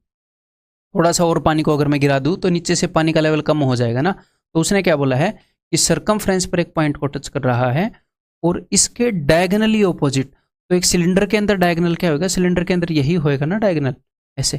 तो इसके डायगनली ऑपोजिट जो बॉटम का सर्कमफ्रेंस है उसके ऊपर भी एक पॉइंट को टच कर रहा है। तो टॉप के सर्कमफ्रेंस पर एक पॉइंट को टच कर रहा है, उसके डायगनली ऑपोजिट बॉटम के सर्कमफ्रेंस पर एक पॉइंट को टच कर रहा है, तो यही सिचुएशन फिर पॉसिबल होगी। फिर समझ में आ गई बात। हाँ, तो अब देखो आपको क्या फील हो रहा है, अगर मान लो कोई सिलेंडर बेचारा इस फॉर्म में हो तो आपको क्या फील हो रहा है। अगर हम अपने पास एक गिलास हो जो ऐसा टेढ़ा करने पर इस सिचुएशन में आता हो तो आपको क्या लग रहा है कितना इसके अंदर पानी बच जाएगा। जो खाली सरफेस है उसको देखो और जो भरा सरफेस है उसको देखो, दोनों सिमेट्रिकल है ना। जो खाली सरफेस है उसको देखो जरा, उसमें ये पूरा सर्कल खाली है, हैं?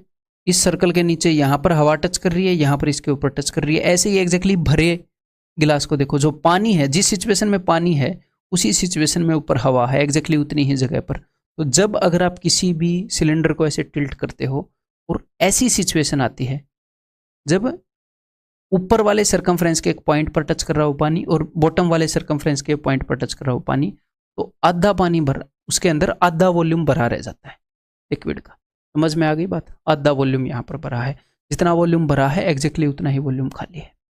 तो स्टार्टिंग में कितना पानी था, स्टार्टिंग में पानी था 4/5, ठीक है। तो इसके अंदर कुछ पानी था 4/5, जब उसने टिल्ट किया it is then tilted, in this process 30 litre of water is spilled, इस प्रोसेस में 30 लीटर वाटर तो गया। तो इस प्रोसेस में कुछ वाटर गया, चलो ठीक है, लेकिन रह कितना गया, रह गया हाफ।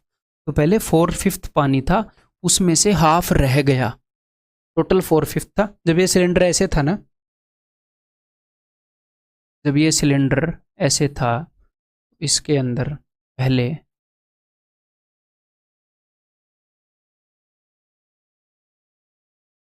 ऐसे 4/5 पानी था, इसको टिल्ट किया, कुछ पानी बह गया, तो पहले 4/5 था, अब हाफ रह गया। तो मैं निकालना चाह रहा हूँ बह कितना गया भाई, बह कितना गया, पहले इतना था अब इतना रह गया उसके अंदर। तो 2 चौके 8, 5 एकम 5, 8 में से 5 गए, 3/10, इतना बह गया। सिलेंडर का 3/10 बह गया और बह कितना गया, बह गया 30 लीटर। अगर 10 में से 3 हिस्से सिलेंडर का जो पानी है उतना बह चुका है, अगर 3 हिस्सों की वैल्यू 30 लीटर है तो 10 हिस्सों की वैल्यू 100 लीटर, यानी कि जो नेट कैपेसिटी है वो 100 लीटर है। या फिर अगर एग्जामिनर ये पूछ ले अब कितना पानी रहता है, तो 100 लीटर का हाफ 50 लीटर पानी रहता है, ठीक है। What is the volume of the cylinder, then the volume of the cylinder is option D 100 litre. Clear है।